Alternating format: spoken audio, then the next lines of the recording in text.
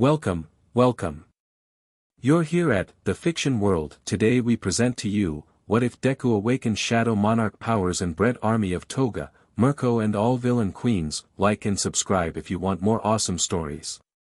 Sit back, relax, and enjoy. Chapter 1, The Thing That Was Always There. The battlefield smelled like copper and ozone.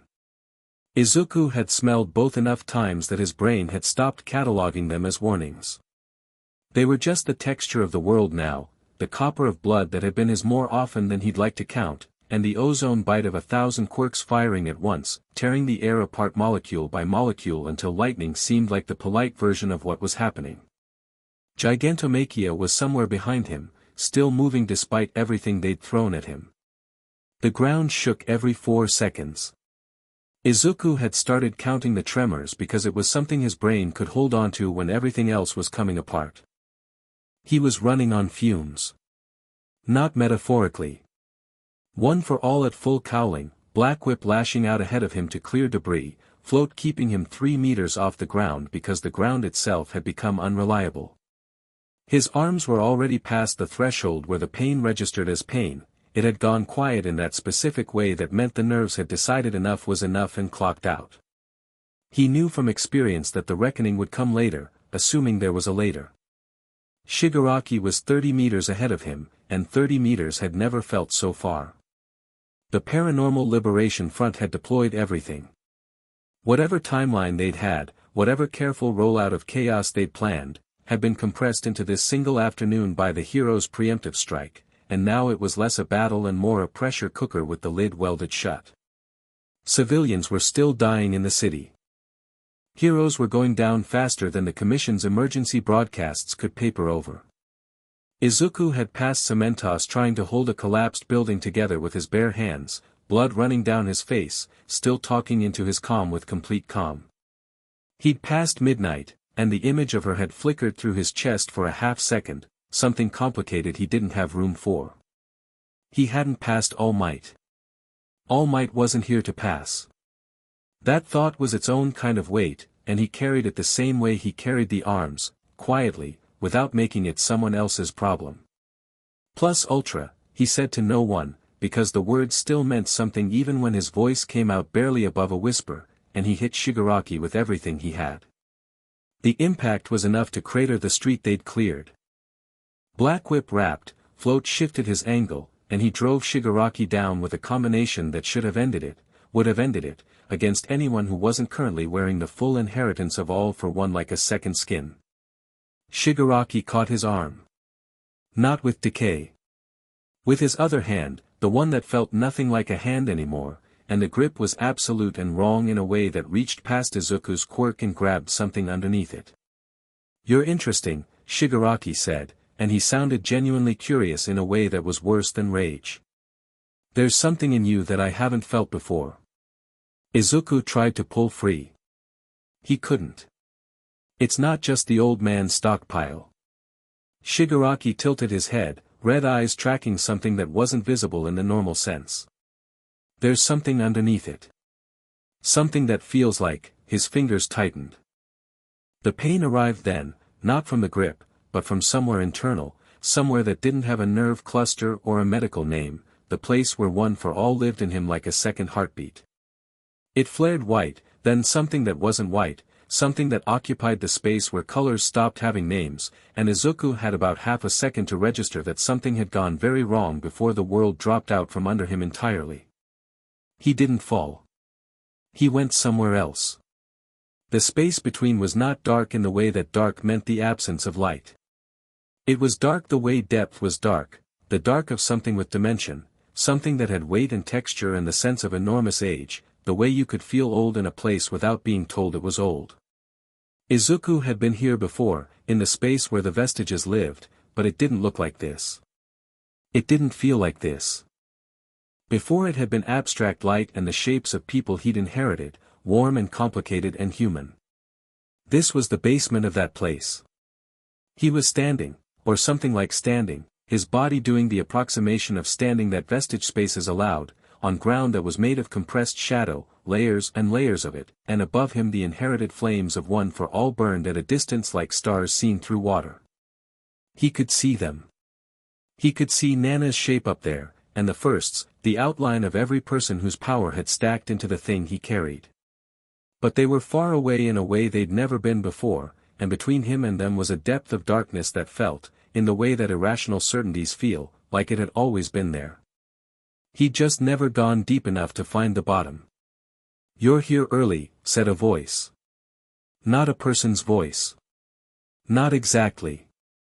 It had the quality of a sound that had decided to shape itself like language, the way wind through a canyon sounds almost like words if you're tired enough.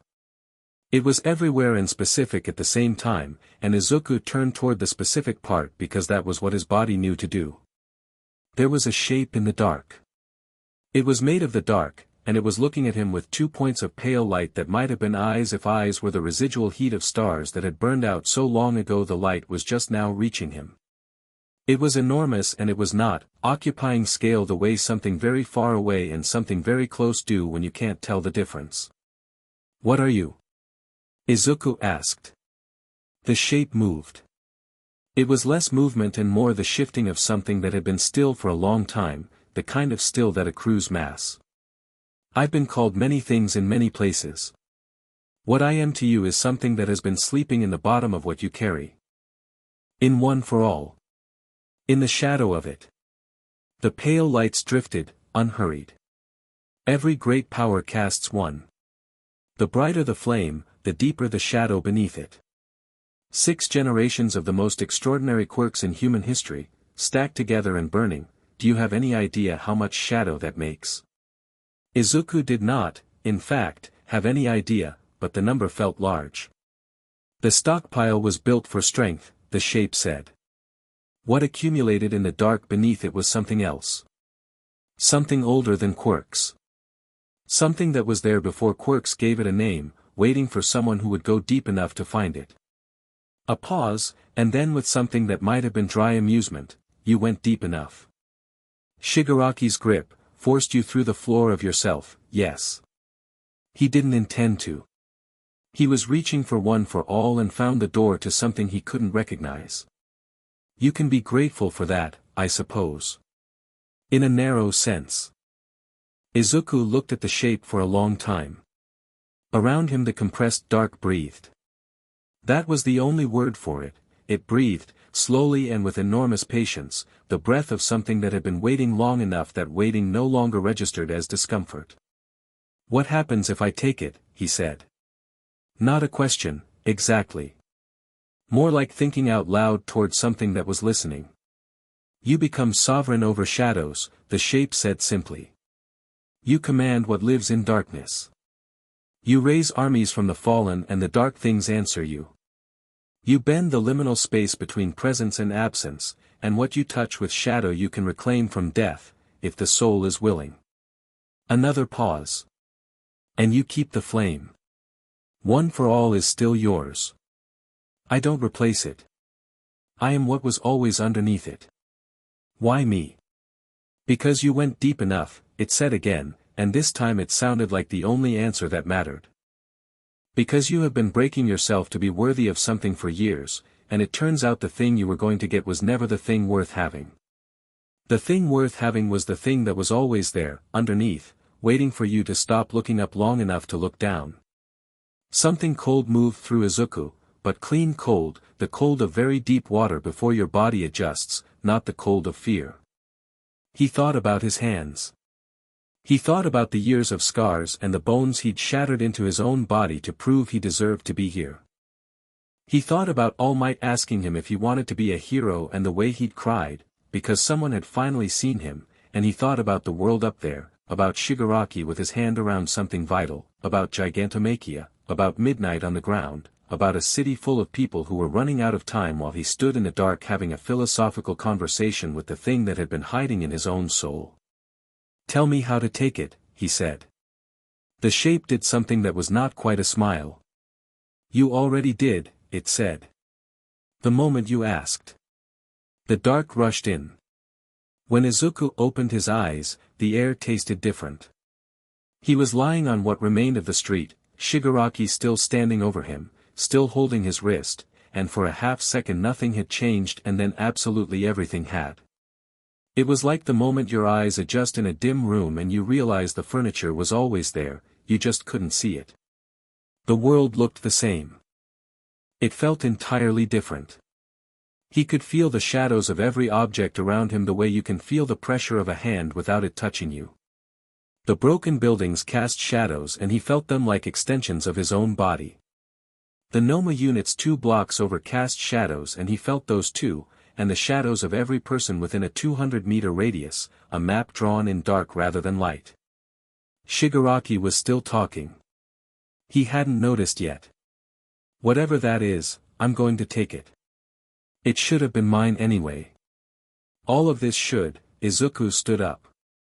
He didn't push to his feet or struggle or use the wall. He simply stood, and Shigaraki's grip broke not because Izuku pulled but because the shadow that had pooled under Shigaraki's feet in the mid-afternoon sun surged upward without invitation and pried the fingers back. It wasn't violent. It was absolute. The shadows moved the way loyal things move, without hesitation, without drama, without the need for more force than was necessary because they knew they'd be obeyed.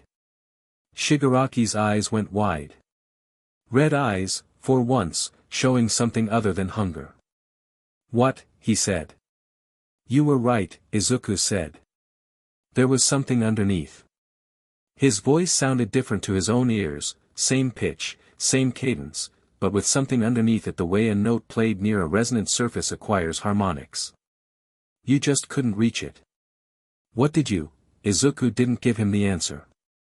He gave him Black Whip reinforced by shadows, the dark from every broken building around them pouring into the attack like tributaries into a river, and he hit Shigaraki so hard he crossed a city block before the sound caught up.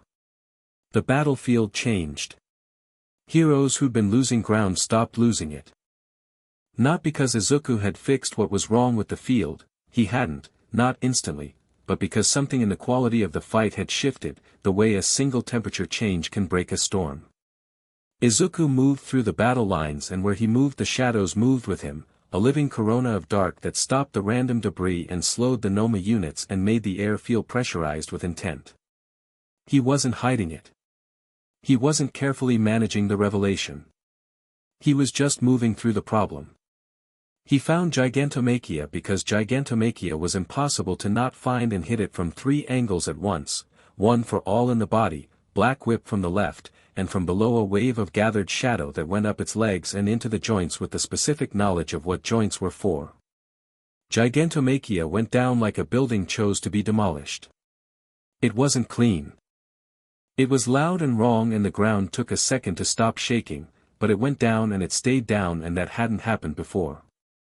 The twice duplicates were multiplying again somewhere behind the southern line. Izuku could feel their shadows, individual, specific, not duplicates at all from below where it mattered, and he sorted them like cards, the original from the copies, with a precision that made several nearby heroes stop what they were doing and stare. Midoriya, Eraserhead's voice in his calm, and the tone in it was a question shaped like a name. What's happening to you? Still working on that, Izuku said honestly. The shadows, I know. I've got it. A pause. Are you sure? Izuku looked up at the sun, felt his shadow stretch long and dark and alive behind him, and said, yeah, in a way that was not uncertain at all. He found Shigaraki recovering 200 meters south, already rebuilding the stolen quirks into a counterattack, and when he arrived there was a moment, just a moment, where Shigaraki looked at him with the expression of someone who has done the mental arithmetic and doesn't like what the math says. Shigaraki had all for one. He had more raw quirks in him than should have been physically possible. He was, by any reasonable accounting, the most powerful individual on the field. And Izuku walked toward him like the field was his. They fought again, and this time it was different in kind, not just degree. Shigaraki was powerful and strategic and vicious and he used every stolen quirk he had in combinations that would have ended a lesser fight in 30 seconds. Izuku matched him with one for all, countered him with Black Whip, and where Shigaraki tried to press an advantage the shadows closed. Not walls, Izuku wasn't building walls. He was cutting angles, removing options, the way a chess player doesn't always take the piece but instead removes the square. Shigaraki found himself fighting someone who wasn't just stronger but smarter, and the intelligence wasn't the kind that hesitated. "You're enjoying this," Shigaraki said, somewhere in the middle of it, with something that wasn't quite accusation. Izuku thought about denying it, the way the old version of him would have apologized for it, even, and then he just said, "Yeah." Shigaraki's eyes did something complicated. "I'll come back," he said. "You know that." "I know." Izuku was still moving forward. "I'll still be here." The final wave that he sent Shigaraki's direction was half one for all and half shadow, and the combination did something new. It didn't just push, it took from Shigaraki a handful of the recently stolen quirks, siphoned through the shadow space the way water finds cracks in concrete, and redistributed them to the dark. Not to Izuku, he didn't want them. To the dark, to dissolve. The loss was small in the accounting of what Shigaraki carried, but the look on his face when he felt it was worth more than the quirks themselves. Shigaraki retreated. Not running, Shigaraki didn't run. He disappeared the way he'd always moved, through cracks in the world, but he was gone and the field felt his absence like a held breath finally released. The Paranormal Liberation Front, without their figurehead, without gigantomachia, without the tidal momentum of certain victory, began to fold. Not all at once. Piece by piece, the way tide goes out, and the heroes took the ground they'd been losing all afternoon because there was finally ground to take. Izuku stood in the middle of what remained of what had been a street and breathed. The shadows around him settled, still, the way water settles after you pull your hand out. He could still feel them, all of them, the map of dark pressed against the present like a second world running alongside the first. He wasn't afraid of it. That was the strange part. He'd been afraid of one for all for years, afraid of the weight of it, afraid of what it would cost him, afraid of being worthy. This didn't feel like that. This felt like standing up after a long time crouched and realizing your legs are fine, actually. Like a thing that had been waiting for you to stop arguing with it. He heard footsteps behind him and didn't turn. He knew the sound. Katsuki Bakugo stopped a few meters away, explosions still crackling quietly in both palms, and was silent for a solid 15 seconds, which for Bakugo was practically meditation. "The hell did you do?" he finally said. "Something I'll explain later." "No, you'll explain it now." But the aggression in it was thin, it had the texture of habit rather than genuine anger, and underneath it was something that Izuku had very rarely heard from Bakugo, which was concern wearing the clothes of demand. "Deku. The shadows are mine." Izuku turned, and Bakugo looked at him and went quiet again. Whatever was different about his face, his eyes, maybe, or the way the shadow presence settled around him like a coat, Bakugo read it immediately, the way he always read Izuku even when he pretended otherwise. "You're not hurt," Bakugo said. Like he was checking, not asking. "Not in the way I should be. You should be destroyed." "Your arms." Bakugo looked at said arms, which looked completely functional despite what they'd been doing for the last hour, and something crossed his face that he controlled very quickly. "That's new. It's all new." Izuku looked at his hands. In the shadow space they looked different, outlined, specific, like objects that cast shadows rather than just objects. But it's also not. It feels like it was always there. That doesn't make sense. I know. A pause. It's true anyway. Bakugo stared at him for another long moment, cataloging the way he cataloged everything, quickly, thoroughly, filing things away for later use. Then he turned and walked back toward the hero lines, and over his shoulder, with the careful casualness of someone throwing something important away before they can change their mind about saying it, "Don't die." "Not planning on it," Izuku said. Around him the shadows breathed. The Hero Commission arrived 40 minutes after the battle line stabilized. Not heroes. The commission itself, the suits and the clipboards and the people whose power was the kind you couldn't punch. 3 black vehicles, the kind that didn't have agency markings because the commission didn't feel the need to advertise, and from them came 5 people with serious expressions and 1 woman who had the very specific energy of someone who had decided in advance what she was going to find. Izuku was sitting on a chunk of collapsed wall eating a protein bar that he'd found in his support kit, which had survived the battle with more dignity than most things had, when they approached him. His shadow stretched 8 feet behind him even though the sun was almost overhead. It had been doing that since the awakening, stretching independent of light geometry, and he'd stopped trying to correct it. The woman in front had gray hair cut sharp and eyes that were doing very careful accounting. She introduced herself as Deputy Director Tsunagi, which Izuku knew was not her real name, and she said, "Midoriya Izuku. We need to discuss what happened here." "Okay," he said. "The footage from the battle, what about it?" She paused. People at her level weren't used to being interrupted, or more accurately they weren't used to being interrupted with complete calm. The shadow phenomena. That was not a registered quirk. No, Izuku agreed.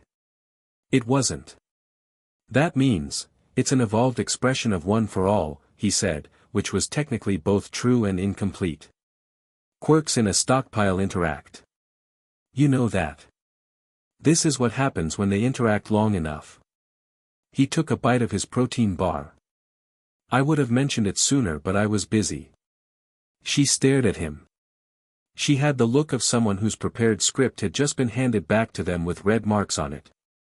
We will need to evaluate, you're welcome to evaluate whatever you'd like. He stood, and she had to revise her spatial expectations of him because standing up he was taller than sitting on rubble had suggested, and the shadows moved when he moved in a specific way that meant they were paying attention. I'm going to go check on the people I fought alongside today. Some of them are hurt. We aren't finished, I know. He looked at her directly, and his eyes were the same green they'd always been and something entirely else at the same time, the way deep water looks placid from the surface. We can be finished for now. He walked past them. None of the 5 moved to stop him. Not even the one who looked like he might have wanted to. He found Aizawa in the medical tent with one arm in a temporary brace and the look of a man who was composing a lecture in his head. Izuku sat down next to him without being invited and Aizawa didn't tell him to leave. What happened to you? Aizawa said, without looking at him. Not the aggressive version of the question, the teacher version, which was worse in certain ways. Something woke up, Izuku said. In one for all. Under it. Aizawa turned his head. He had the erasure-red eyes and the perpetually exhausted face and the specific expression he made when information was arriving that contradicted his existing model of the world and he was deciding how to process it. Shadow Monarch, he said, and the words came out carefully, like he'd looked them up in a part of his memory he didn't visit often. That's what one of the commission people was saying. Shadow Monarch. Izuku blinked. That's a name. It's apparently more than that. Aizawa's tone was neutral in the way that meant his thoughts were moving fast under the surface. There are old records. Pre-quirk mythology, some of it. The commission's archivist was on the comms for about 3 minutes before someone told him to stop talking. A pause. What do you feel? What do you feel? Aizawa had been asking him that question since second year, in contexts where most teachers would ask what do you think or what do you know. He'd never stopped asking it. Izuku considered it honestly. He felt like the first day of being tall, not the day you grow, but the day you realize you've been stooping under doorframes you no longer need to stoop for. He felt like something that had been pressing from inside had finally been given adequate space. He felt like himself, specifically and completely, for the first time in a long time. Good, he said. Aizawa looked at him for a long moment. That's the part that concerns the commission, he said. When students come back from things like this they're usually shaken. Uncertain. Looking for guidance. He paused. You look like you're done asking for permission. Is that bad? Aizawa was quiet for another few seconds. Outside the tent the medical teams were moving through the cleanup with the organized urgency of people who had practiced at this. No, Aizawa said finally, and the word sounded like it had been weighed carefully before he spent it. It might be the only actually good thing to come out of this afternoon. He didn't see Toga until after dark. The battlefield had been sectioned and taped and organized into the kind of controlled aftermath that heroes were efficient at, and most of the PLF combatants had been collected or fled, and the evening was settling over the wreckage with the particular cruelty of natural beauty applied to disaster. The sky was doing extraordinary colors and nobody was in a position to appreciate them.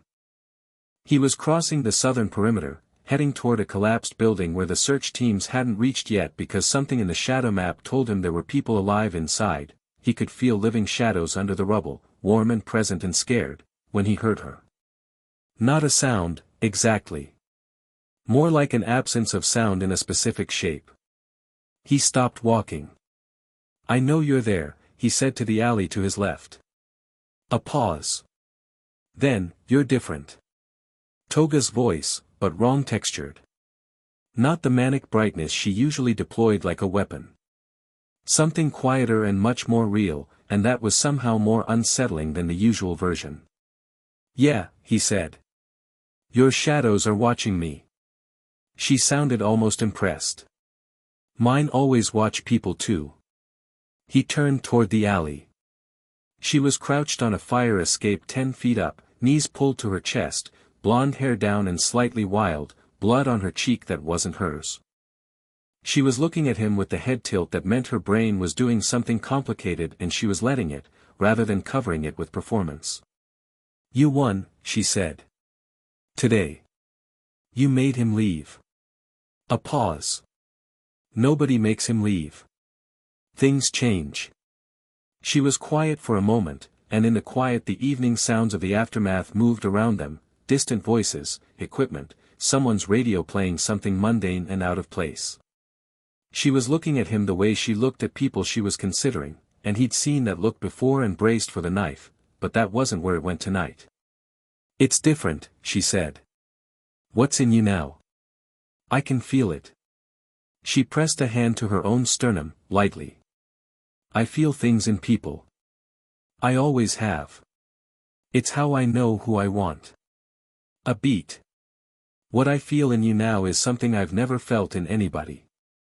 He looked at her, and the shadows under the fire escape moved quietly toward her, not to grab, not to threaten, just the way a dog crosses a room to sit near someone it's decided it likes. She looked down at them and something crossed her face that wasn't the performance happiness and wasn't the grief that lived under that and wasn't anything he had a clean name for.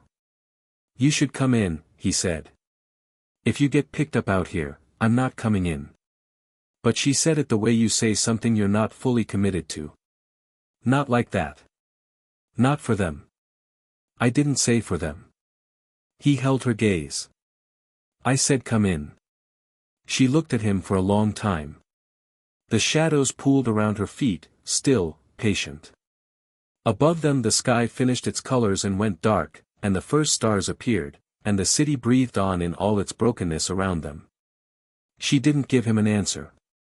She disappeared into the dark the way she always disappeared, quick and sudden and complete. But when he reached out with the shadow sense to check, she wasn't gone. She was just staying at a distance she could close whenever she wanted to. He let that be enough for now. The collapsed building was his next problem. He could feel the warm shadows of 4 people inside it, scared and dusty and running out of water, and he walked toward it and the shadows around him moved with him, attentive and alive, and the night settled on the wreckage of the city like something that could be survived. He was going to be all right. More than that, actually. He was going to be something the world hadn't seen yet, and the feeling that came with that wasn't fear. It was the clean, pressurized calm of a person who has finally found the ground under their feet and discovered it goes deeper than they expected. He reached the collapsed building and the shadows told him exactly where the people were and he went to work, and above him in the dark, from an angle nobody else would have found, a pair of gold eyes watched him work with an expression that Toga had never worn for anyone, which was something close to awe, and something closer than that to recognition. Like she had found the thing she'd been looking for without knowing she was looking for it. The night was quiet around them both. Chapter 2, Come willingly. The hospital room smelled like antiseptic and institutional coffee and the particular brand of fluorescent patients that medical facilities had perfected. 3 nurses, 2 doctors, and 1 very tired commission representative had tried to keep Izuku in bed for a combined total of 11 hours. The representative, a different one from Tsunade, younger, with the energy of someone who'd been handed a problem their training hadn't covered, was still sitting in the chair by the door when Izuku sat up at 6 in the morning, swung his legs over the side of the bed, and started looking for his shoes. Mr. Midoriya. The representative stood up. You were admitted with, I know what I was admitted with. Izuku found 1 shoe under the bed. The other was on the windowsill, which he hadn't put it there, which meant someone had, which probably meant Recovery Girl had been in at some point and had opinions about things. I appreciate the care. I'm leaving. The doctors haven't cleared me, yeah. He stood up, fully, and the shadow that had been flat and compressed under the fluorescent light stretched immediately, filling the space behind him like something that had been holding its breath. The representative took 1 involuntary step backward. I've cleared myself. Tell them I said thank you.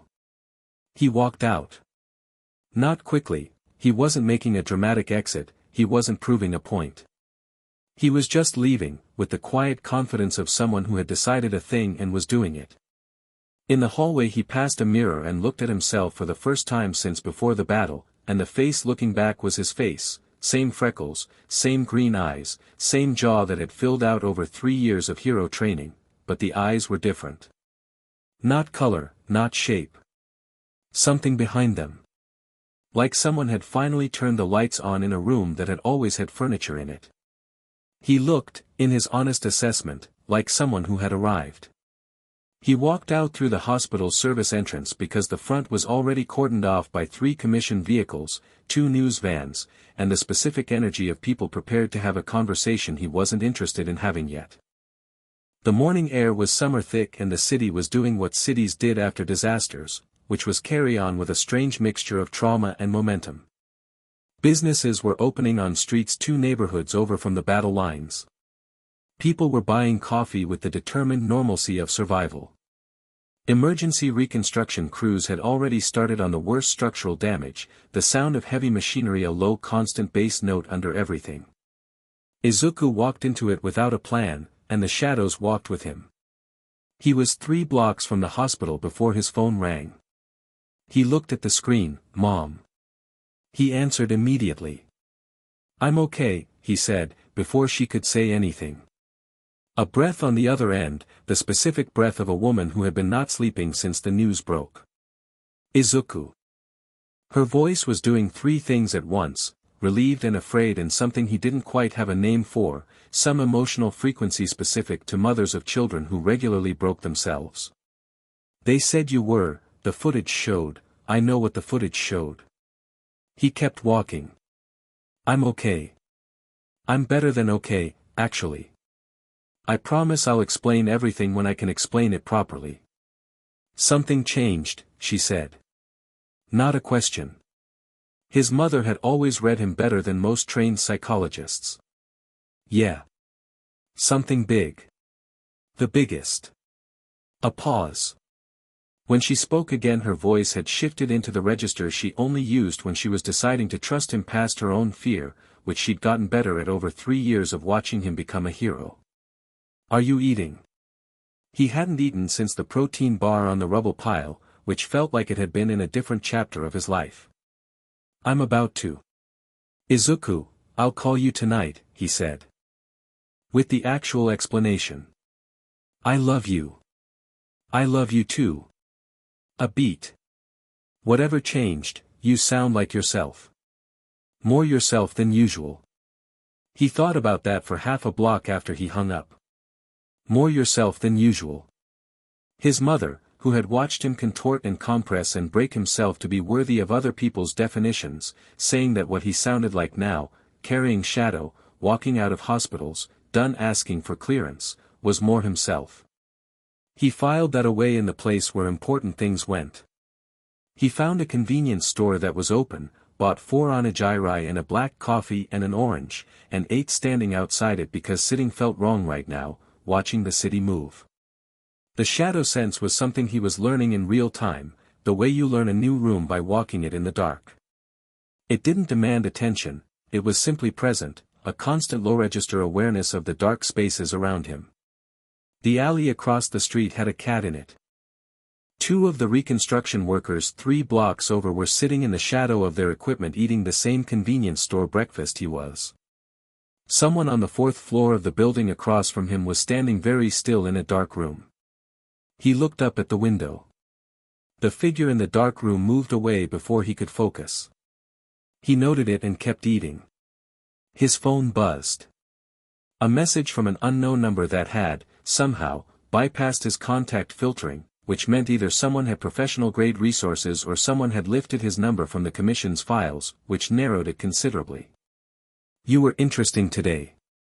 A pause between that and the next message, long enough to be deliberate. The shadows were new. The walking out of the hospital was not surprising. He typed back, "Who is this?" The response came quickly. "Someone who has been watching the commission manage talented people into uselessness for 15 years. Someone who thought you were on the same trajectory." A pause.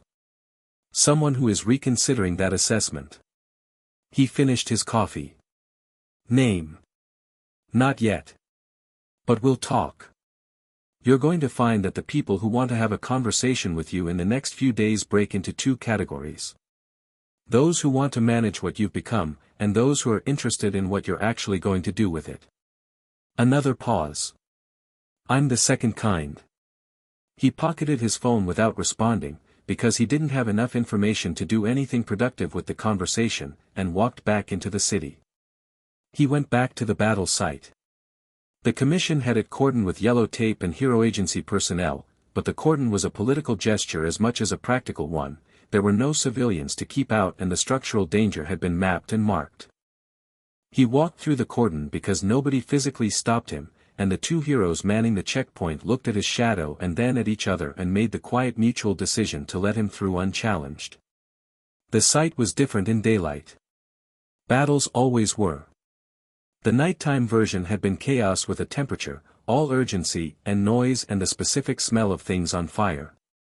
The morning version was archaeology. You could trace the lines of what had happened in the torn-up ground, the scorch patterns, the blast radii, the direction of fallen walls. He could read it the way Aizawa had taught them to read scenes, backwards from consequence to cause. He walked to the spot where he'd been standing when Shigaraki grabbed him. The ground there was discolored, not from any explosion or attack, but from the shadows that had erupted through it when he came back, seeping up through the concrete the way water seeps through rock given enough time and pressure. The discoloration formed an irregular circle about 3 meters across, and where it touched the cracked concrete it was absolute, the black of something that had no interest in reflecting light. He crouched and put his hand on it. The shadow space opened beneath his palm like a depth of water, and he could feel it, the bottom of what he'd found, the dark accumulation of 6 generations of enormous power, fully awake now, steady and patient and enormous in a way that didn't feel like weight so much as foundation. He pressed his fingers flat against the discolored concrete and for a moment the circle expanded, 3 meters becoming 6, shadows running along the cracks in the ground like they were following the paths that were already there. Then he lifted his hand and they returned to 3 meters and stayed. "You're practicing," said a voice. He stood and turned and Lady Nagant was standing 15 meters away with a coffee cup that matched his from the same convenience store, and the fact that he hadn't heard or felt her approach meant she'd worked very hard to prevent it or she'd been there first. She was in civilian clothes, long jacket, hair down, the sniper's rifle nowhere visible but the sniper's quality of stillness completely intact. She looked at the circle of shadow on the ground with the expression of someone who had made decisions in advance about how they were going to react to surprising things. "You left prison," he said. "Tartarus is not a place that survives what happened to the hero system in the last few months with its staff morale intact." She sipped her coffee. "There were opportunities. Are you here to fight?" "I'm here because I'm trying to decide something." She looked at the shadow circle and then back at him. "I've spent my career being directed by people who saw me as a precision instrument. Point me at a target and pull the trigger. They managed the information I was given so that the target seemed justified. A pause. They weren't always justified. He waited. She had the look of someone who had rehearsed a thing and was deciding whether the rehearsal was still what she wanted to say. I've seen a lot of powerful people in my career, she said. I know what it looks like when power changes someone. Usually it makes them larger and worse, more of whatever they already were but less careful about hiding the parts that are bad. She looked at him directly. That's not what happened to you. What happened to me? You got comfortable. She said it like it was a diagnosis. You were never comfortable before. None of the footage, none of the records, you were always in the process of justifying your own existence. Now you're not. She finished her coffee. That's either very good or very dangerous.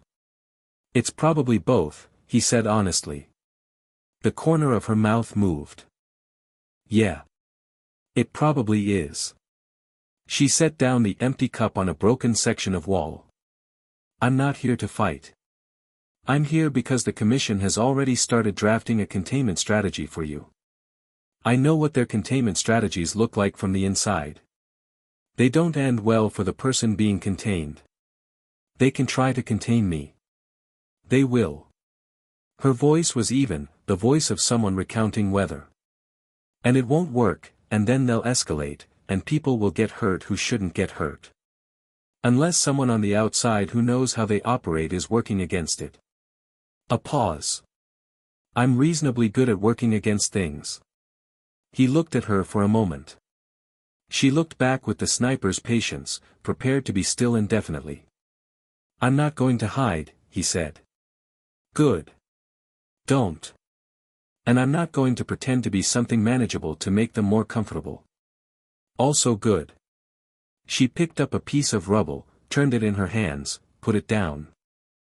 I'm not asking you to be those things. I'm saying that between your current situation and whatever you're building toward, there's going to be a span of time when having someone who knows the Commission's architecture inside and out is more valuable than 100 shadow soldiers. She met his eyes. I'm not pledging anything. I'm offering something specific and practical. Why? She was quiet for a moment. When she answered, it was without the layer of professional distance she'd been maintaining. Because I spent a long time being an instrument for people who didn't deserve it. I'd like to spend the next part being something different. A beat. And because what you did yesterday, Gigantomachia, Shigaraki, the civilians you pulled out of that building at midnight, wasn't performed. You didn't do it because someone was watching. You did it because it needed doing. He thought about it for exactly as long as it needed. Okay. She nodded once, like a contract had been signed, and looked toward the shadow circle. Can you actually raise soldiers from that? I think so. I haven't tried yet. When you do, she said, try to figure out whether they retain the memories of whoever they were. That's going to matter to people. He thought of Magna, who he'd heard about, who the League had lost, and said nothing for a moment.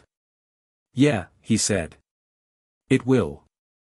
She left the way she'd arrived, precisely and without announcement, and he stood in the battle site with the shadow circle at his feet and the morning light doing nothing to diminish it. He tried the shadow soldier thing in an abandoned warehouse on the eastern edge of the city that afternoon. It was the kind of building that existed in every city, the kind with broken windows that someone had broken 10 years ago and nobody had replaced, with pigeons doing what pigeons did in the rafters, with an accumulated shadow that had the density of history.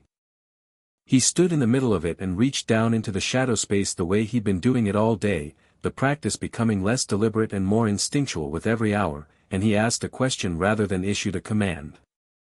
The first one that came was small.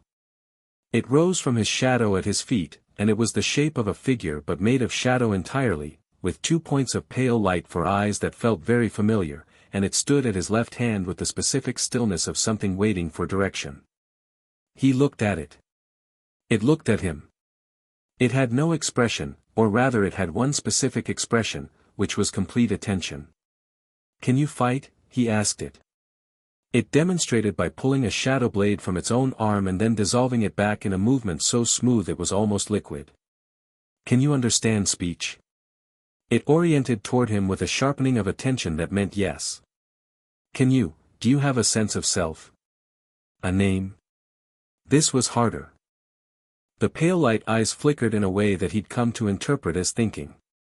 Then it did something he hadn't expected. It pulled shadow into a shape in front of it, not writing but something more like impression, a symbol or mark that he felt rather than read. He decided he'd call it the first. That felt right. Over the next 2 hours, he called 7 more. They were different sizes and specific in ways he couldn't entirely categorize, the variations between them suggesting distinct identities that had coalesced from whatever accumulated in the shadow space over generations. They moved well, communicated through the shadow sense in something that wasn't quite language but was more precise than gesture, and they were, without question, completely loyal, not the loyalty of compulsion but the loyalty of belonging, the same way a person belongs to a family rather than being owned by one.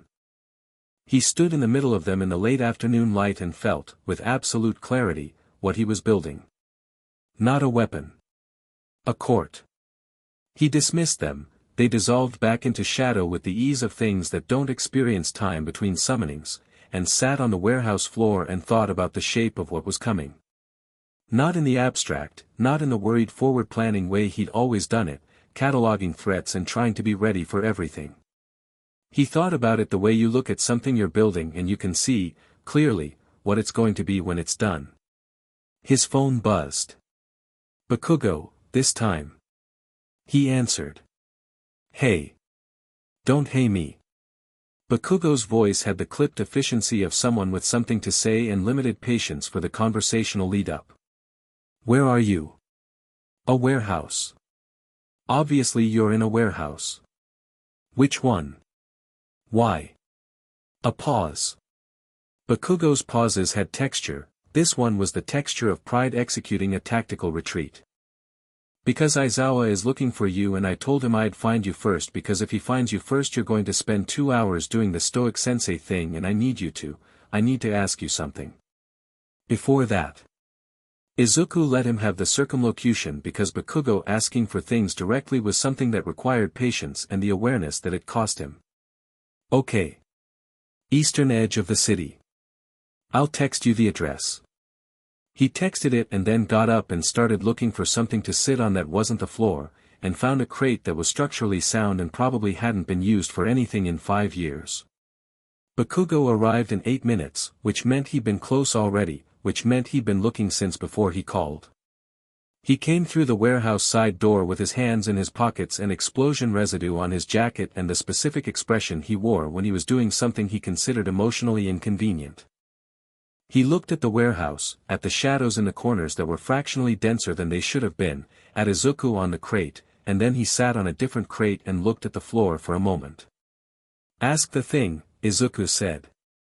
I'm asking it. Bakugo looked up. Is it permanent? The shadow power. All of it. The whole, he gestured at Izuku in a way that encompassed more than the visual thing. Yeah. It's permanent. Bakugo nodded once, processing. And you're in control of it. Completely. You're not going to, Bakugo stopped. Started again. The old Deku, the version of you who was scared of being inadequate and broke his own arms to apologize for existing, that guy isn't going to resurface and make decisions. Izuku looked at him. This was the closest Bakugo had ever come to saying something he'd never said, and they both knew it. No, he said quietly. That version doesn't run things anymore. Something shifted in Bakugo's face, quick and private and then gone. Good, he said, with the same weight Aizawa had put in it, the weight of something meaning more than it said. Then, so what are you actually doing? Because you can't just walk out of hospitals and hang around in warehouses indefinitely. Building something. What kind of something? Izuku thought about how to say it. The kind that doesn't ask the commission's permission. Bakugo was quiet for a moment. Then, with the calibrated carelessness of someone who has decided to jump off something and has stopped looking down, if you need someone who can level a city block when you need a city block leveled, I'm available. It was not, in the technical sense, a declaration of loyalty. Bakugo would never frame it that way, and they both understood why. But it was real in all the ways that mattered, and Izuku recognized it for what it was without making him say it more plainly. "I'll keep that in mind," he said. Bakugo stood up and kicked the base of Izuku's crate once, lightly, with the energy of someone who has said a thing and is now leaving before they can unsay it. "Aizawa. 2 hours. Don't make him come looking." He left. The warehouse was quiet again. Izuku sat with the offer in his hands like something fragile and very solid at the same time, and the shadows around him had the quality of a room full of people who are not saying anything but are clearly happy about what just happened. It was Toga who found him at dusk. Not the way she'd appeared the night before, perched and watchful at a safe distance, the version of herself that observed and decided. This was different. He was walking through the abandoned quarter between the battle site and the warehouse district, hands in his pockets, thinking, when she simply stepped out of an alley 3 feet ahead of him and started walking alongside him like they'd arranged this. She was clean. Different clothes, she'd found something, somewhere. Her hair was up in its usual style and her eyes were doing the thing where they looked honey gold in certain light, which was most light. She had her hands clasped behind her back and she was looking at the street ahead of them with the expression of someone who has made a decision and is calm about it now. "I thought about it," she said. "And? I want to see what you're building." She glanced at him sideways. "Not to break it. Not because I want to cause problems for the heroes who'll come for you." A pause. "Because what I felt in you on the battlefield, whatever that power is, it's the only thing I've felt since twice," she stopped, and then with something harder under the softness, "since I lost people. That felt real." Izuku kept walking. The shadows around them were doing the pooling thing again, and Toga looked down at them with the same expression she'd had last night on the fire escape, the one that wasn't a performance. "Tell me something," he said. "What? Why me? And not the version where you say it's about the blood or the power. The real version." She was quiet for almost a full block. Toga being quiet was unusual enough that it meant something was actually being considered rather than deflected. Around them the city moved through its evening routines, cooking smells and closing shutters and the distant sound of something on a television through an open window. "Because you never tried to fix me," she said finally. "Every hero who ever came at me wanted to cure me, contain me, redirect me into something that made them comfortable. Every person I tried to get close to was afraid of what I was." She looked at her own hands, the ones that could become anyone. "And you, even before this, even when you were the scared version, when you looked at me you didn't look at a problem. You looked at a person." The words landed with more weight than she probably intended. "I'm not going to ask you to be something you're not," he said. "I know." And she smiled, and this one was small and genuine, not the wide theatrical one she used like a weapon. "That's the point." They walked for another block. The shadows trailed them both. "The army I'm building," he said. "It's not an army in the way you're imagining." "Tell me the way I'm imagining." "Soldiers. Weapons. Something you point at things." She tilted her head. "Okay, so what is it actually?" "A court." He let the word sit. "People who belong somewhere. Who are what they are, and are valued for it, and are pointed at the things that actually need pointing at." He looked at her. "Not the Commission's targets. Not the League's agenda. Things that actually matter." Toga was quiet, processing, and the quality of her silence was different from the calculation she usually deployed.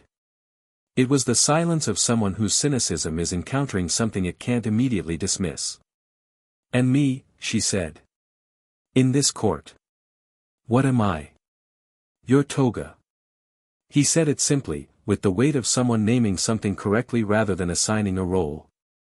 The rest follows from that. She stopped walking. He took 2 more steps and then stopped and turned, and she was standing in the middle of the street with her arms loose at her sides and the dusk light doing things to her hair, and the expression on her face was one he'd never seen from her, which was surprise without the guard up, genuine surprise caught in the act. "You know," she said, "most people who say things like that are lying." "Yeah. You're not, though." She looked at him with the specific focus of someone who reads people the way she read people, who had built a survival system on knowing when she was being managed. That's extremely annoying, actually. He laughed. Not politely. Genuinely, and she looked startled by it, and then some of the expression she'd been controlling came loose. "Come on," he said, and turned back toward the warehouse. "Where are we going?" "I'm going to introduce you to some shadows. You'll like them. They have personalities." "That sounds fake." "It's extremely real."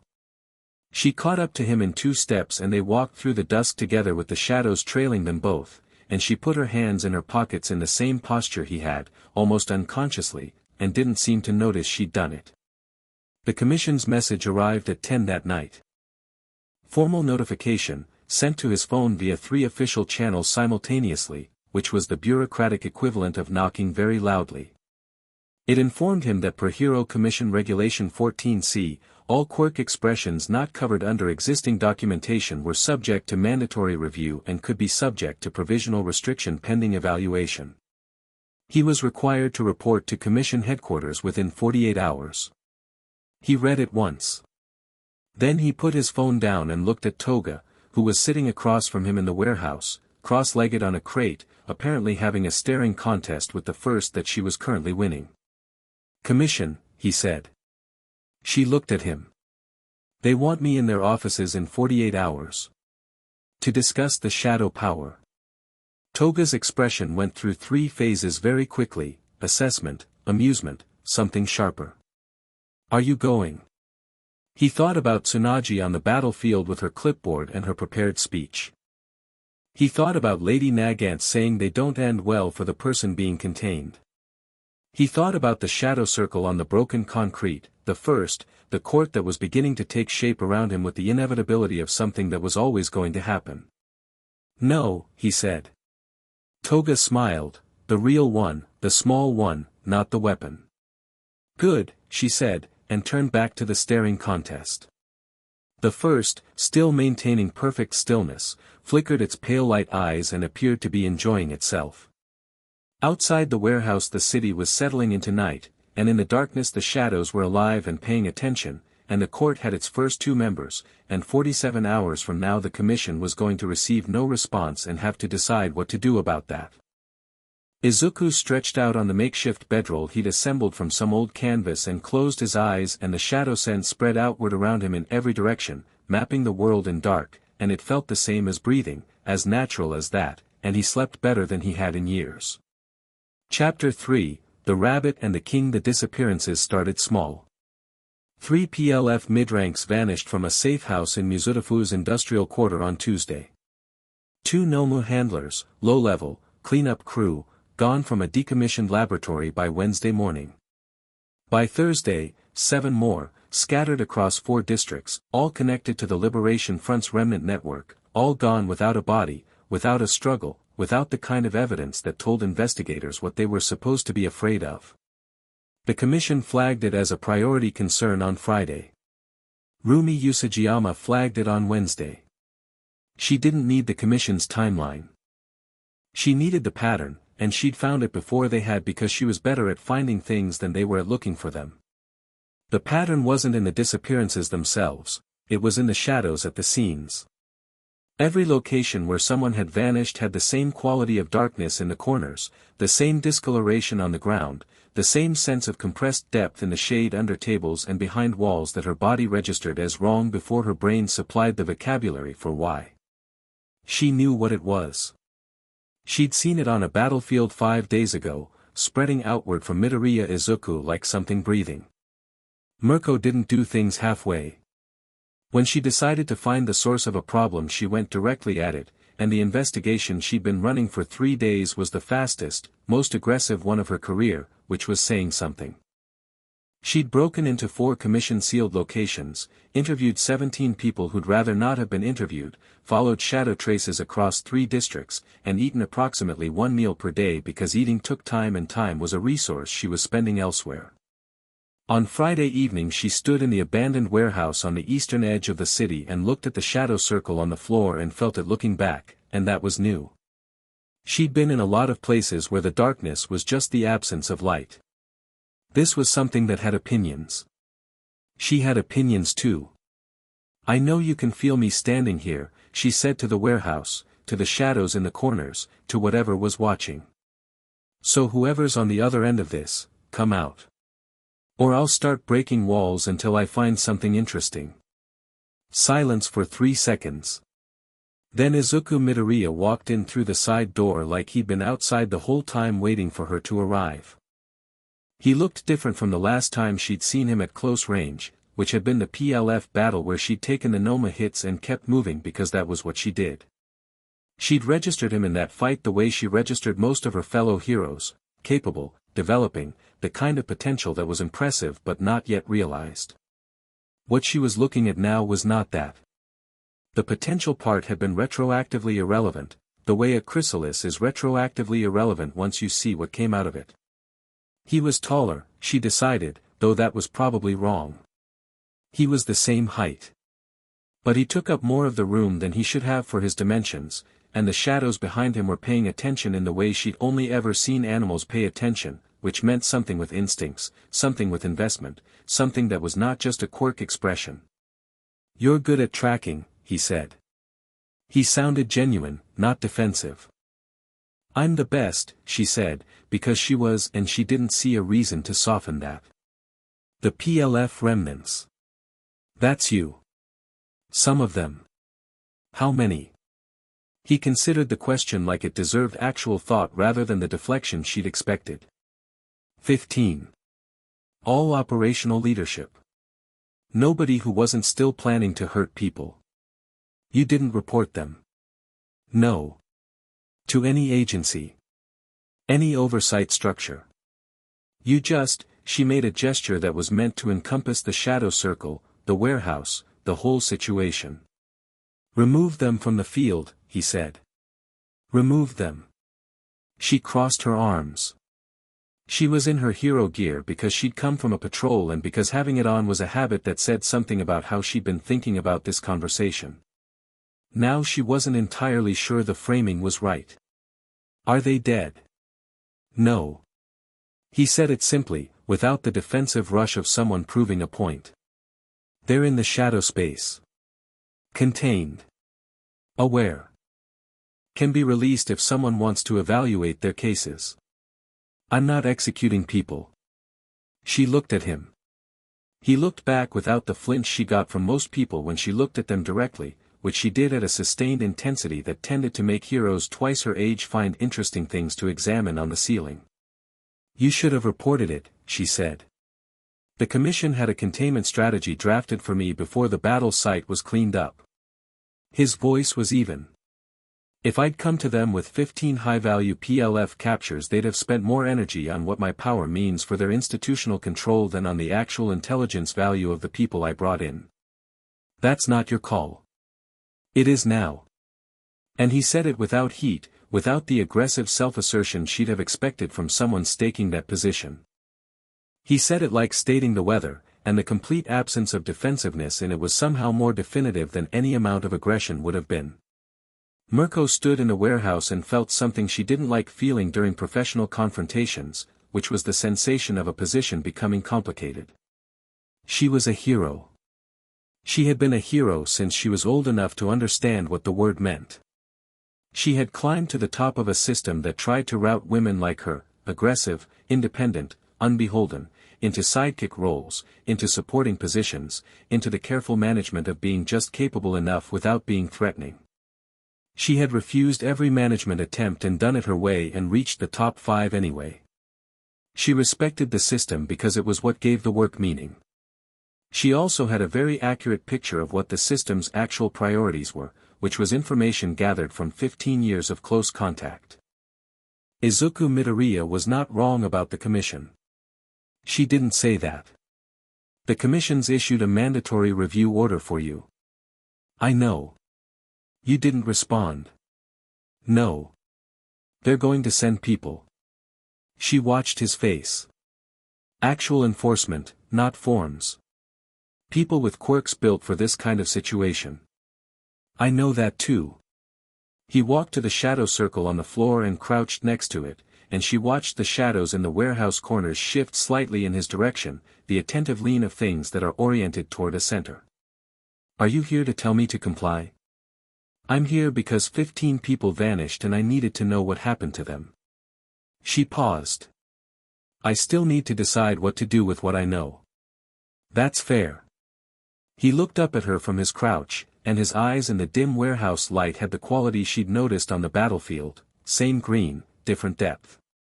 What would help you decide? She hadn't expected him to ask. She'd expected deflection or persuasion or the political dance that powerful people did when someone had leverage on them. The directness of it caught her off guard, which was also something she didn't enjoy, being caught off guard. Show me, she said. The 15. Show me they're what you said they are.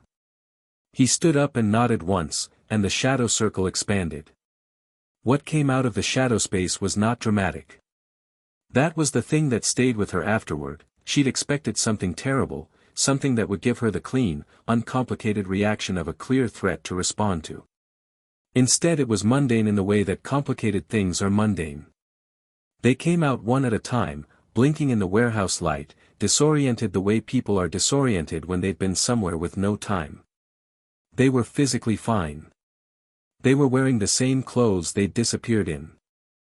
They looked, in the immediate physical accounting, like people who'd been somewhere uncomfortable and slightly bewildering rather than somewhere terrible. She recognized 2 of them from commission files. PLF lieutenants, serious people, people with genuine blood on their hands and the ideological conviction to keep adding to it. They stood in the warehouse looking at Izuku with expressions that were hard to read. You can go if you want, Izuku said to them, evenly, with the same lack of performance he applied to everything. Or you can stay and I'll give you water and you can talk before the commission processes you. They looked at each other.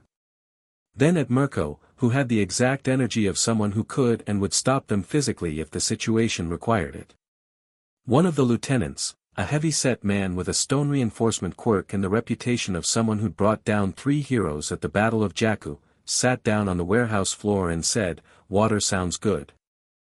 She stood there while Izuku handed out water bottles from a case in the corner, because of course he had water bottles prepared, because apparently he'd been planning to do this, and she watched the 15 PLF remnants drink water and gradually orient to the reality of being back in the world, and she watched Izuku move through them with the same quality of attention he'd given everything, unhurried and genuine, not performing benevolence, actually just, handling it.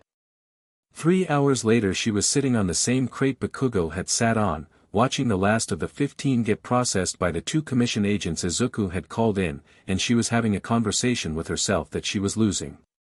The 17-year-old she'd once been, the one who decided that being the best was the only honest way to exist, was saying, "This is not the system.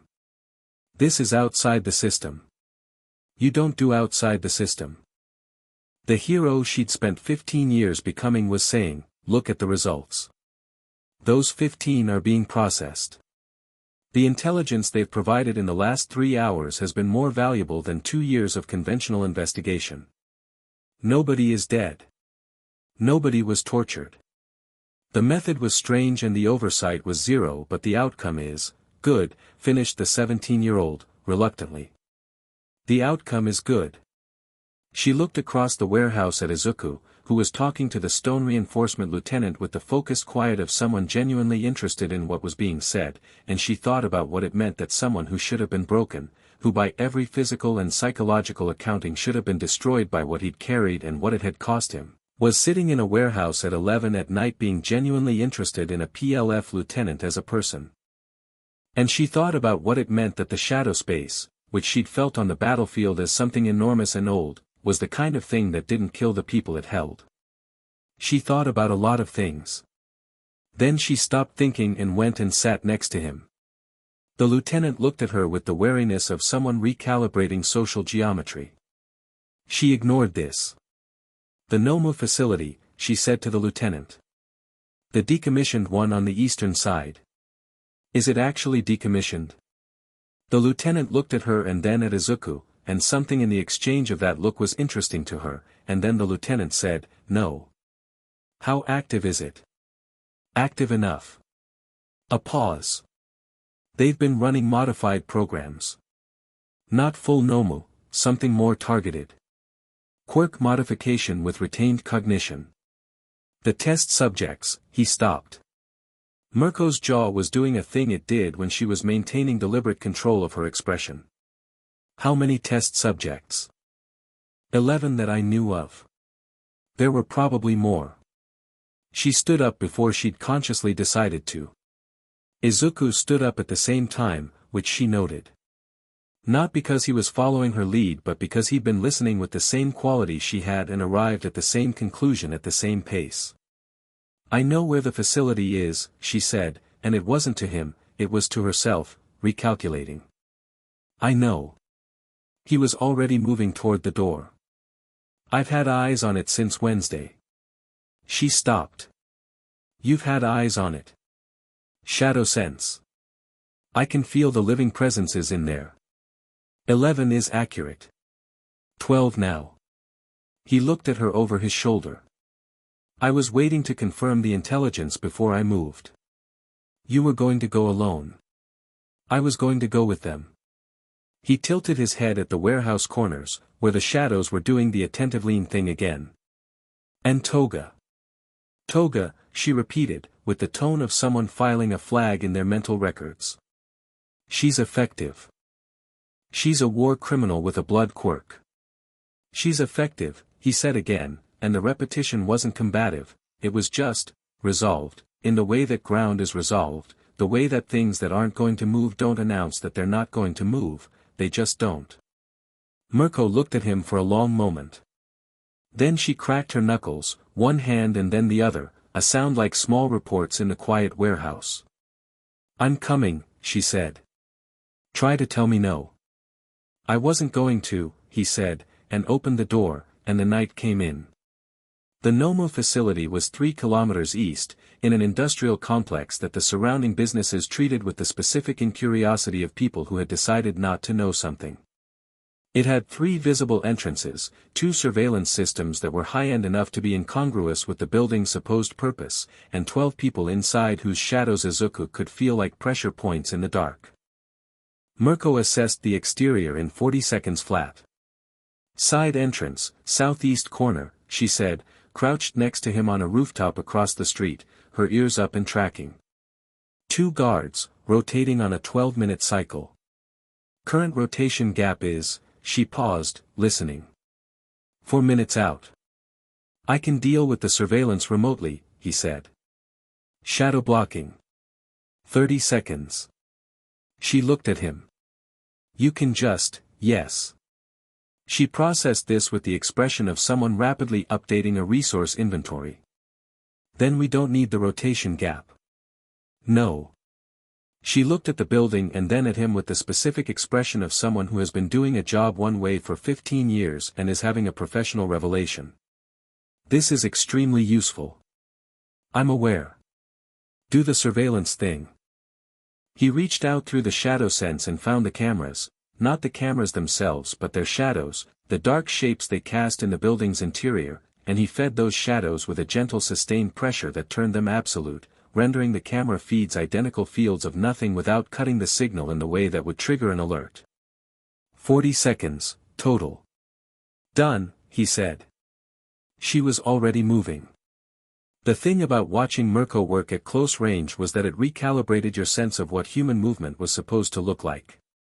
She covered the street in the time it took the guards to register sound, hit the door with her legs rather than her arms, economical, smart, the door frame taking the force so the structural noise was minimal, and was inside before the echo resolved. Izuku came through the shadow she cast as she moved, which was faster than running. The guards were down in 4 seconds. Not dead, she was precise, and her precision was the kind that stopped at the line of necessary force and didn't cross it for sport. He noted that. Filed it. Inside the facility was different from outside in the way that all bad things look worse from inside.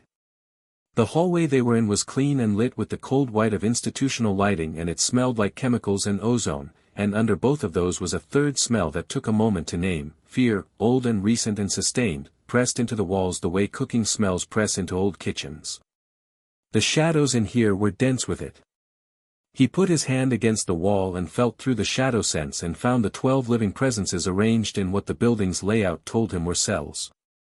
6 guards, 2 researchers, 4 support staff. The 12 in the cells were not moving much, which was either sedation or damage, and neither option was acceptable. 12, he said quietly. Cells are down the left corridor.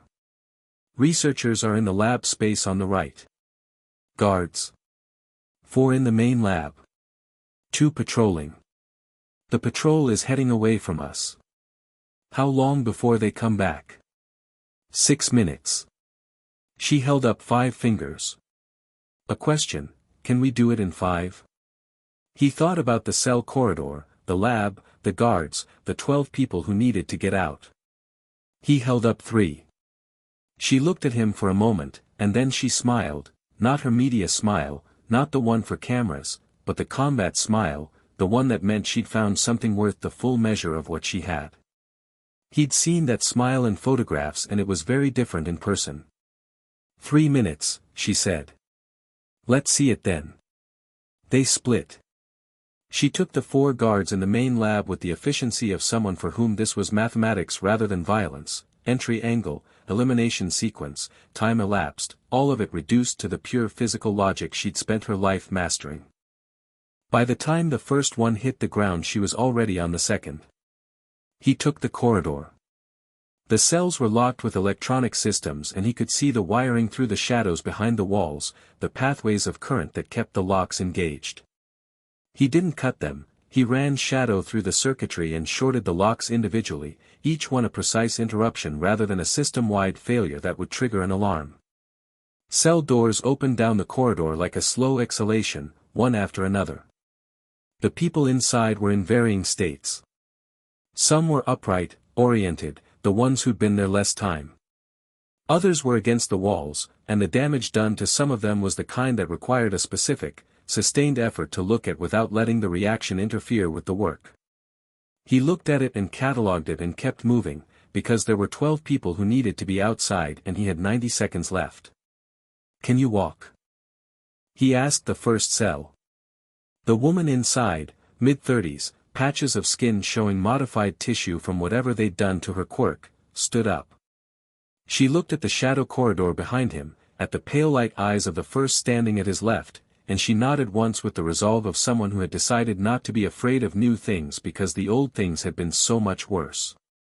Then let's go, he said. He got 11 of the 12 moving under 2 minutes. The 12th was a teenage boy, 17 at most, curled against the back wall of his cell, who looked at the open door and didn't move. Izuku crouched in the doorway. He didn't fill the frame with his presence or reach in or project urgency. He just crouched and waited, and the shadows around him waited with him, still and patient. It's open, he said. You can come out. The boy looked at him. His eyes were the eyes of someone who had been through enough that trust was a mechanism that had been damaged and not repaired. I'm not with them, Izuku said. The ones who had you here. I'm not going to take you somewhere else like this. He paused. My name is Izuku. I'm getting everyone out. You can come with us or you can wait here until someone else comes, but I want you to know the door is open. A long moment. Then the boy uncurled, slowly, with the careful movements of someone relearning the mechanics of choosing, and stood up, and walked to the doorway, and stepped through. Izuku stood and the boy was behind him and they moved toward the exit. 2 minutes 40 seconds. Mirko was already at the exit with the other 11, and she looked at the 12 and then at her watch and back at him with an expression he couldn't quite interpret. It wasn't the combat smile. It was something quieter and less expected. 2:58, she said. You said 3 minutes. I said let's see it. She turned and hit the exterior door. Come on. Outside in the cold industrial air, with the 12 former prisoners organized and accounted for and the commission emergency line already ringing on his phone, Mirko stood apart from the group with her arms crossed and the expression of someone who was finishing an argument with themselves. He let her finish it. When she looked at him it was direct, as everything about her was direct, and she said, you have shadow soldiers that can do surveillance. You can remote disable security systems. You can carry 16 people in a space that has no physical location. A pause. And you've been doing all of this for 5 days without oversight, without backup, without telling anyone what you were doing. Yes. That's insane, she said, and there was something in it that wasn't criticism, exactly. More like awe wearing the clothes of exasperation. Probably. The people tonight, she looked at the 12, who were being processed by the shadows he directed to organize them gently, and her voice dropped slightly. The boy. Yeah. How many more facilities like this are there? He thought about the shadow map. The way it extended outward from him like a second consciousness, reading the dark spaces of the city. What he'd found in it in 5 days of learning to use it. More than the commission knows about. More than anyone has been reporting. How much more? He looked at her steadily. A lot. She was quiet for a long moment, and in the quiet the emergency line rang again and the 12 people behind them made the quiet sounds of people readjusting to open air and the industrial complex around them was dark except for the light of the disabled facility. I'm not joining anything, she said. Okay. I'm not pledging anything or, she stopped. I'm a hero. That means something to me. It doesn't mean the same thing it means to the commission but it means something. I know, he said. I'm a hero too. She looked at him. I'm also what I am now, he said. Those things aren't in conflict. The hero part wants to get those 12 people safe and shut down every facility like the one we just cleared. The other part, he glanced at his shadow, which was the length it always was now, alive and attentive. The other part is how we do it effectively. You're not asking for permission from anyone, she said. Not a criticism.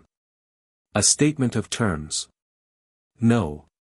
And you're not hiding what you are. No. She looked at the facility, at the 12 people, at the shadow soldiers helping organize them. Her jaw did the controlled thing again and then she made a sound that was somewhere between a sigh and a laugh, exasperated and genuinely amused in equal measure. You're incredibly irritating, she said. You're the third person who's said something like that to me this week. Were the other two right? He thought about it honestly. Probably. She cracked her knuckles again, one hand and then the other, and looked at the night sky for a moment, and he could see her running the calculation, 15 years of identity as the thing she'd built, set against what she'd watched for the last 3 hours, set against the boy in the cell and the open door and the 2:58. All of it on the scale at once. She didn't give him a declaration. That wasn't how she worked and he wasn't going to pretend he needed one. She turned and walked back toward the 12 people and said, over her shoulder, I'm going to make a call. The commission's emergency response team is going to be here in 20 minutes. I'm going to tell them what I found in there. Okay. Just what I found. Not how I found it. He kept his expression neutral. That's your call. She stopped. Turned halfway. And I want to see the shadow space. Properly. Not the circle on the ground. She pointed at him, the gesture carrying the specific energy of someone staking a position they're going to defend. Don't tell me it's not possible. Don't tell me it's not something you can show someone. I saw you take people in and out of it tonight. I can show you, he said. When you want. Saturday, she said, like she was booking an appointment, and turned back to the group. He watched her work, the way she organized the 12 with efficiency and genuine care under the efficiency, the way she handled the scared boy with a directness that wasn't soft but was honest in a way that was better than soft, and he thought about the calculation she'd run and what it had produced. Not a declaration. Not a pledge. Just, Saturday. Toga appeared at his left elbow from the alley beside the facility, which meant she'd been there for some portion of the operation, and looked at Mirko with the assessment expression she applied to things she was deciding whether to consider competition. "She's good," Toga said, which from her was neither compliment nor concession but accurate reporting. "Yeah," he said. "She's going to keep pretending she's not with us for a while." "Probably." Toga watched Mirko move through the group. "How long?" He thought about the combat smile. The 258. The way she'd looked at the boy in the cell, quick and private, the reaction filed away so it wouldn't interfere. "Not that long," he said. Toga made a small sound that was her version of a laugh and melted back into the shadow of the alley, and he went to meet the commission emergency team with the expression of a hero who had been in the neighborhood and seen something that needed addressing. Saturday arrived with the aggressive sunshine of early summer, doing nothing to accommodate the weight of things. She came to the warehouse at noon, in civilian clothes, which he noted. Not a professional call, she'd made a decision about the framing before she arrived. He showed her the shadow space the way he'd shown himself, the first morning after the awakening, standing in the middle of the warehouse with his hand to the ground and the depth of it opening beneath his palm. This time he widened the aperture and let her look down through it, and she crouched beside him and looked for a long time without speaking. The shadow space at this remove looked like depth, like looking down into very deep water, the kind where you can see the surface but the bottom recedes past vision, and in the deep parts things moved with the slow patience of creatures that had learned to live in the dark. The 15 PLF members were there in the distance, the quality of their shadows distinct and individual. She could feel them, even at this distance, the way you feel large things without seeing them. "They're fine," she said. Not a question. She was reading it the way she read everything. "Better than fine, actually," he said. "There's no time in there. They'll come out and it'll feel like minutes." She stopped. "I know." She pulled her hand back and stood up and looked at the shadow circle. Then at him. Then at the warehouse corners, where the first and two others were doing the attentive lean, the pale light eyes tracking her with the quality of things that had decided they liked her based on available evidence. "What are those?" she said. "Shadow soldiers. The first is the one on the left." He paused. "They have personalities." So Toga said. She looked at the first directly, which most people didn't do. They tended to look slightly past the shadow soldiers the way you look past things your brain is uncertain about. The first oriented toward her with the sharpening of attention that meant recognition. "How many can you call?" "I don't know the upper limit yet." "Guess." He thought about the depth of the shadow space, the weight of 6 generations of accumulated power and the darkness it had cast. "More than anyone would want to fight." She nodded once, processing. Then she looked at him with the directness that was her fundamental mode and said, "Here's my problem." "Okay. My problem is that everything you're doing is working. The results are better than the standard approach by any measure I can apply." The facility last night, she stopped herself, then started again. The commission ran 2 operations on similar facilities in the last year. They recovered 4 people. You recovered 12 in one night and the intelligence from your PLF containment has already flagged 3 more locations. She paused. The problem is that nothing about how you're doing it fits inside any framework I've spent my career operating in. No, he agreed. And I've spent 15 years building something inside that framework. The line of her jaw tightened momentarily. My whole identity is built inside it. I know. So you see the problem. You're not actually asking me to fix it, he said. You already know that I can't and that it's not mine to fix. She looked at him, and the expression she made was one he'd only seen from people twice her age making peace with difficult things. No, she said. I'm telling you about it. Because if I'm going to, she stopped again. Start it again. Because it seems like the kind of thing you'd want to know. Not the outcome. The process. He looked at her. She held the look without any of the social performance that usually went with holding someone's gaze. Just her, watching him watch her, deciding. Yeah, he said. It is. She turned and walked toward the warehouse door, and she had her hand on the frame when she stopped and said, without turning back, those 3 facilities your intelligence flagged. I can get the layouts. Commission files. That would help, he said. I know. She pushed the door open. Monday. She left. The first turned its pale light eyes toward him and managed, somehow, without a face, to communicate the energy of a slow, knowing nod. Don't, he said. The first looked away, radiating innocence. Outside the door the summer sunshine was doing its aggressive thing, and in the warehouse the shadows were warm and alive and pleased, and across the city the commission was drafting escalation protocols and Shigaraki was planning his next move in whatever dark space he'd retreated to, and Izuku stood in the middle of his growing court and felt the shape of what was coming the way you feel a season change, not sudden, not dramatic, but real, and large, and already in motion. Toga appeared from behind a stack of pallets where she'd been listening, and he didn't ask how long she'd been there. Monday, she said, in the tone of someone reporting a confirmed fact. Monday, he agreed. I told you, she said, not that long. He didn't argue with her. There was no point, and besides, she was right. Chapter 4, What the Court Keeps. Monday came with rain. The kind that didn't announce itself, no thunder, no dramatic build-up, just gray sky becoming gray water somewhere around 5 in the morning and staying that way, steady and without apology. The city smelled like wet concrete and the particular earthiness of summer rain hitting ground that had been dry too long, and the warehouse roof made a sound like sustained applause.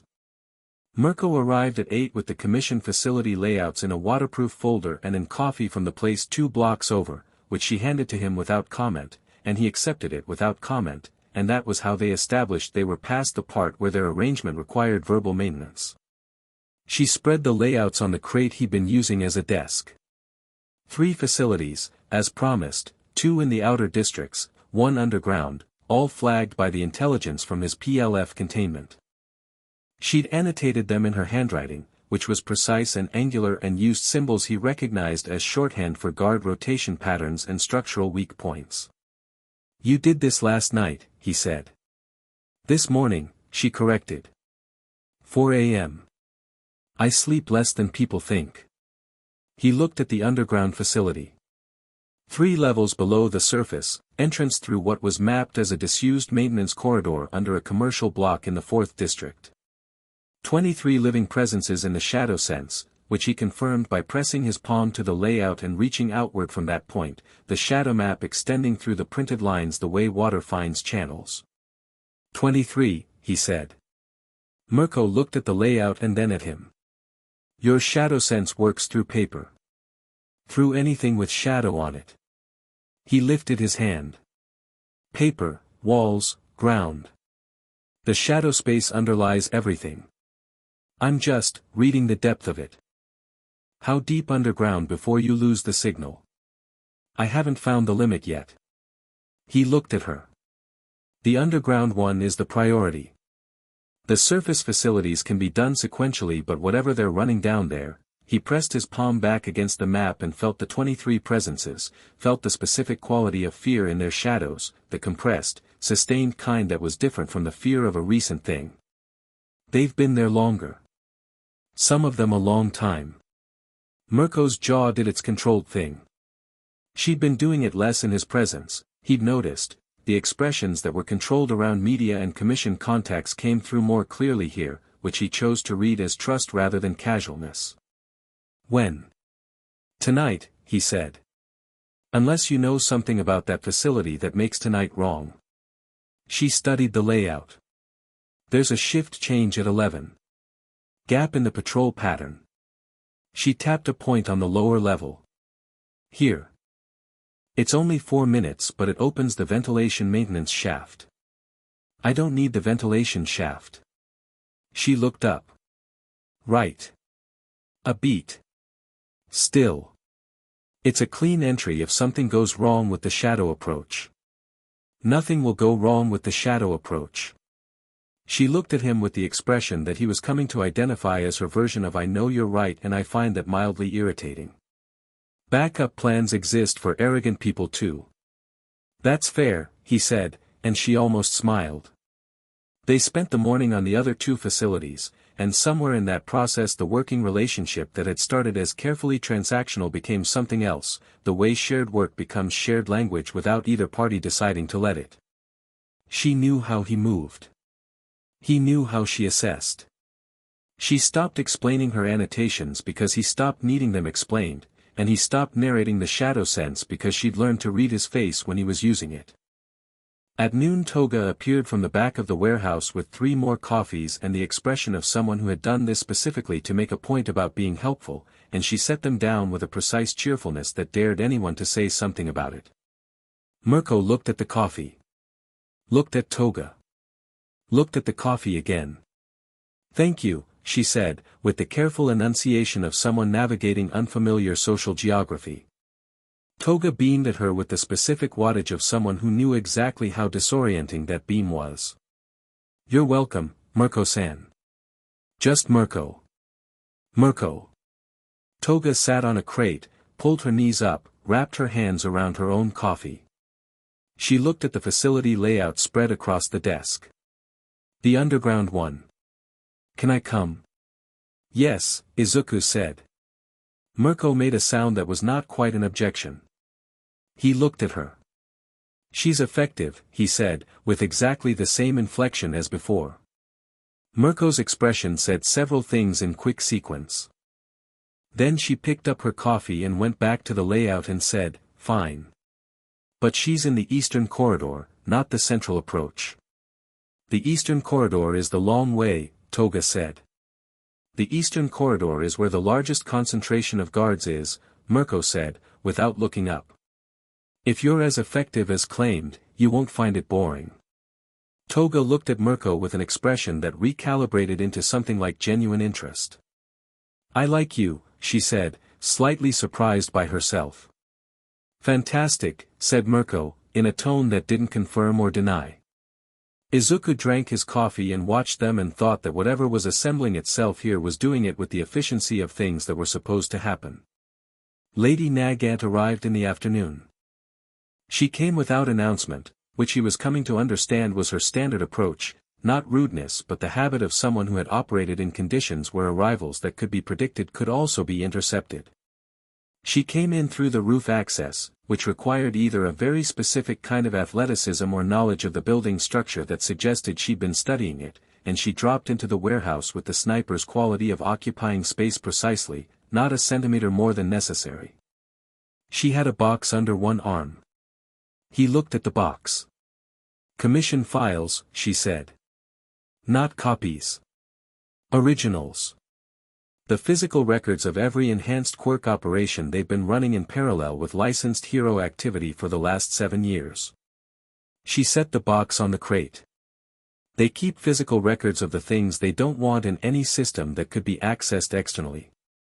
I know where the physical storage is." Mirko had looked up at Nagant's entrance with the focused attention she gave things that arrived unexpectedly and required immediate classification. The two of them looked at each other with the specific recognition of people who had operated in the same professional ecosystem without ever being in the same room. "Nagant," Mirko said. "Mirko."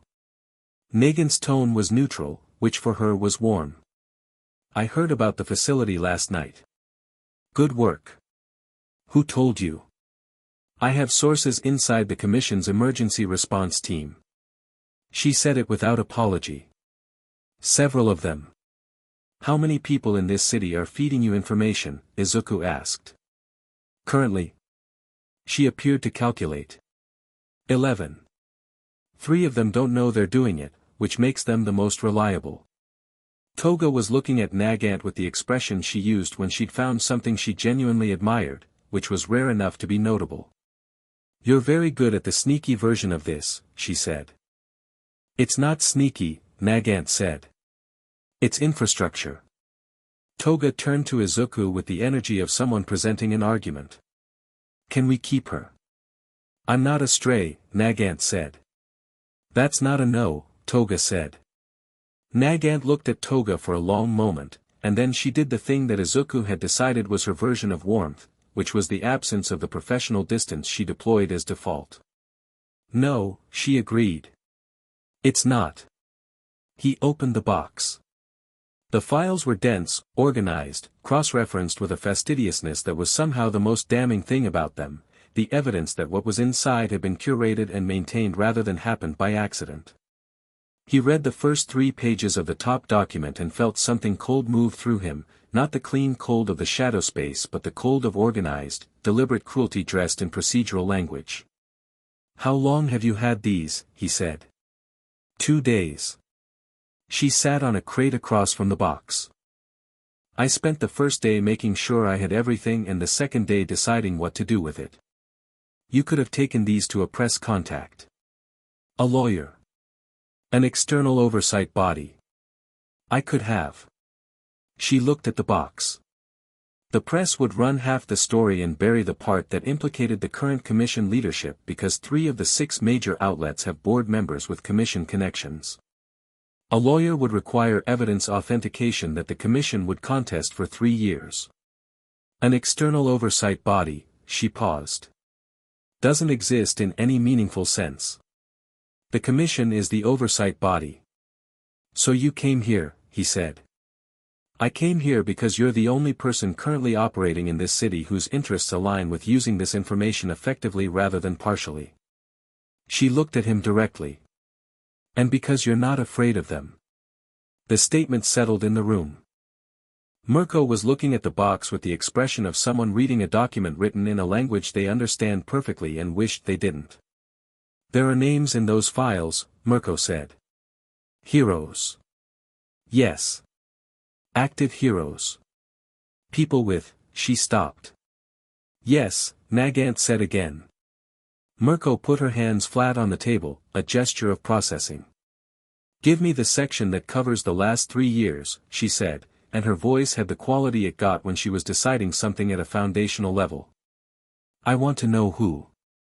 Nagant found the section and passed it over without hesitation, and Mirko took it and read, and the warehouse was quiet except for the rain on the roof and the sound of pages turning. Izuku let her read. He went back to the facility layouts because there were 23 people underground who were more urgent than his reaction to the contents of the box, and he could have his reaction later, in the privacy of whatever the shadow space offered, and right now the work was what mattered. They went in at 11:15. The underground facility was accessible through a maintenance corridor under a parking structure, exactly where the layout said, and the commission's annotated guard rotation turned out to be accurate to within 90 seconds, which meant either Mirko's commission sources were reliable or the guards were extremely habitual. He suspected both. Toga went east. Mirko took the central approach with him, which she'd claimed was tactical positioning and which he suspected was also the result of the files she'd spent the afternoon reading, the kind of afternoon that ends with a person wanting to be in the room where something consequential happens rather than the corridor adjacent to it. The underground levels were colder than the surface. The kind of cold that came from depth rather than temperature, the specific cold of buried things that the sun never reached.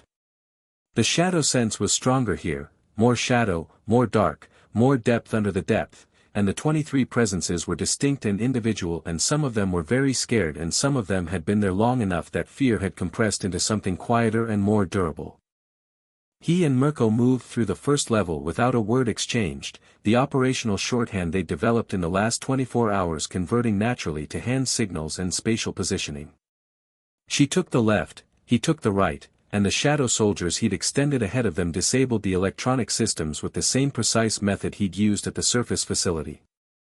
The guards on the second level were better than the ones above. Not heroes, the commission didn't deploy licensed heroes on the facilities that weren't supposed to exist, but professionals, the kind who'd been recruited from security backgrounds that didn't appear on official records. They moved well and they were alert, and under other circumstances they would have been a serious problem. Mirko hit the first 2 before they'd completed their turn toward the sound she'd made to draw their attention. Not a sound, actually, a vibration, transmitted through the floor with a controlled strike that the guards felt before they heard it, and the half-second of auditory confusion was all she needed. The third and fourth guards were slightly further along the corridor and Izuku took them with Shadow, quick and clean, 2 simultaneous strikes from below that took their legs without lasting damage. It took 11 seconds. Mirko looked at the 4 on the ground and then at him with the combat smile. He understood now that the combat smile was her version of satisfaction, the expression she made when things went exactly to the weight she put them at. He didn't have an equivalent expression but he thought the closest thing was the feeling in his chest when the shadow sense confirmed all 4 presences had shifted to unconscious without any of the 23 moving from where they were. The cells on the second level were different from the surface facility. Larger, more permanent, the infrastructure of a place that had been designed for sustained operation rather than temporary processing. The lock system was more sophisticated. He didn't care. He put his hand to the wall and the locks opened. The people who came out were varied, in ways that the clinical language of capacity assessments didn't accommodate. Modified quirks, some of them, the targeted enhancement program the PLF lieutenant had described. Others with no visible modification but the unmistakable look of people who had been held and studied, the specific diminishment of being treated as a subject rather than a person for an extended period. One woman, mid-20s, who walked out of her cell and looked at the open corridor with the expression of someone who'd stopped believing in open corridors a while ago. He looked at her and said, "My name is Izuku. You're going out." She looked at him. At the shadows moving at his feet. At the pale light eyes of the first at his left. "What are you?" she said. "Something new," he said. "Come on." From the east corridor there was a brief, contained sound of the kind that meant Toga had found the guards and handled them in her particular style, and then silence, and then Toga appeared at the junction with 11 more people from the eastern cells and the expression of someone who had found the work satisfying. 22, she said. "Where's the last one?" He felt through the shadow sense. The 23rd presence was on the 3rd level, which wasn't on the layout, which meant the layout was incomplete, which meant either Negan's information had a gap or the 3rd level was newer than the files. He felt downward through the floor, through the shadow space beneath it. "Below us," he said. Mirko looked at the floor. "How far?" "One more level." "Single presence." "Not moving." "Not," she started. "Alive," he said. "But sedated, I think. The shadow signature is slow." "I'll go," Toga said immediately. "Get the others out." "I'll bring whoever it is." He looked at her. She looked back with the expression she wore when she was serious, which was different from all the other expressions and rarely used, and which meant she'd assessed and decided. 3 minutes, he said. 2, she said, and went through the floor access in the corner of the cell block before he'd finished the sentence. He got the 22 moving upward.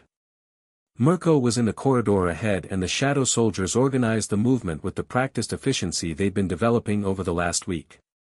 The 22 were people in various conditions and they moved at the pace of the slowest among them, which was the woman who'd stopped believing in open corridors, and he walked beside her and said nothing because she'd made it clear she didn't need talking to, just the sustained evidence that the direction of travel was real. They were at the surface and into the open air before Toga came up through the access hatch with a man over her shoulder who was significantly larger than her and appeared not to be conscious. She set him down with surprising gentleness and looked at Izuku. "He's okay. Sedated. He'll come around in 20 minutes. The man was wearing what remained of a hero costume. Not current issue, older, the design scheme of a sidekick operation from maybe 5 years ago. He had the build of someone with a strength enhancement quirk and the face of someone in his late 20s, and on his wrist was a commission-issued tracker that had been disabled in a way that suggested someone had disabled it deliberately to prevent him from being found. Mirko crouched next to him, and looked at his face, and went very still. "I know him," she said. "He went missing 14 months ago. The commission said he went rogue." She looked up. "They said he went rogue." The rain had stopped sometime in the last hour. The sky was the specific shade of dark that preceded dawn, and the 23 people they'd extracted were standing or sitting in the cold air breathing it in the way you breathe something you thought you'd lost, and the warehouses and the grey infrastructure of the outer city surrounded them. Nagant, Izuku said quietly. She appeared from the shadow of a building across the access road. She'd been monitoring the perimeter, which she'd arranged without being asked, and took in the scene with the efficient visual sweep of someone who'd been looking at the worst of things for long enough that the shock had been replaced by a very cold and precise anger.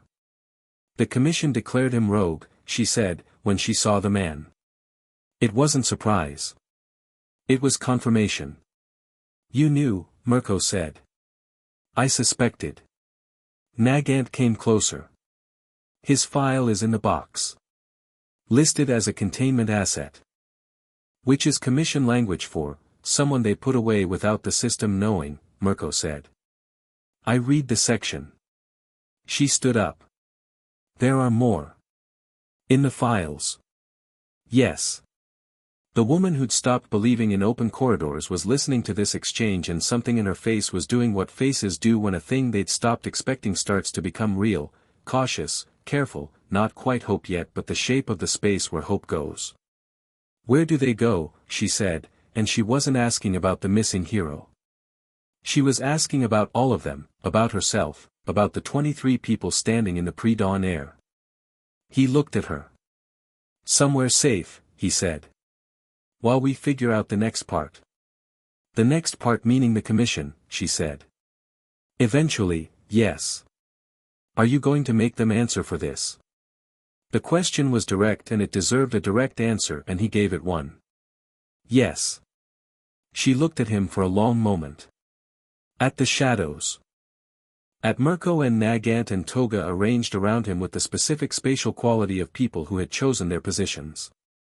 At the 22 others. Okay, she said.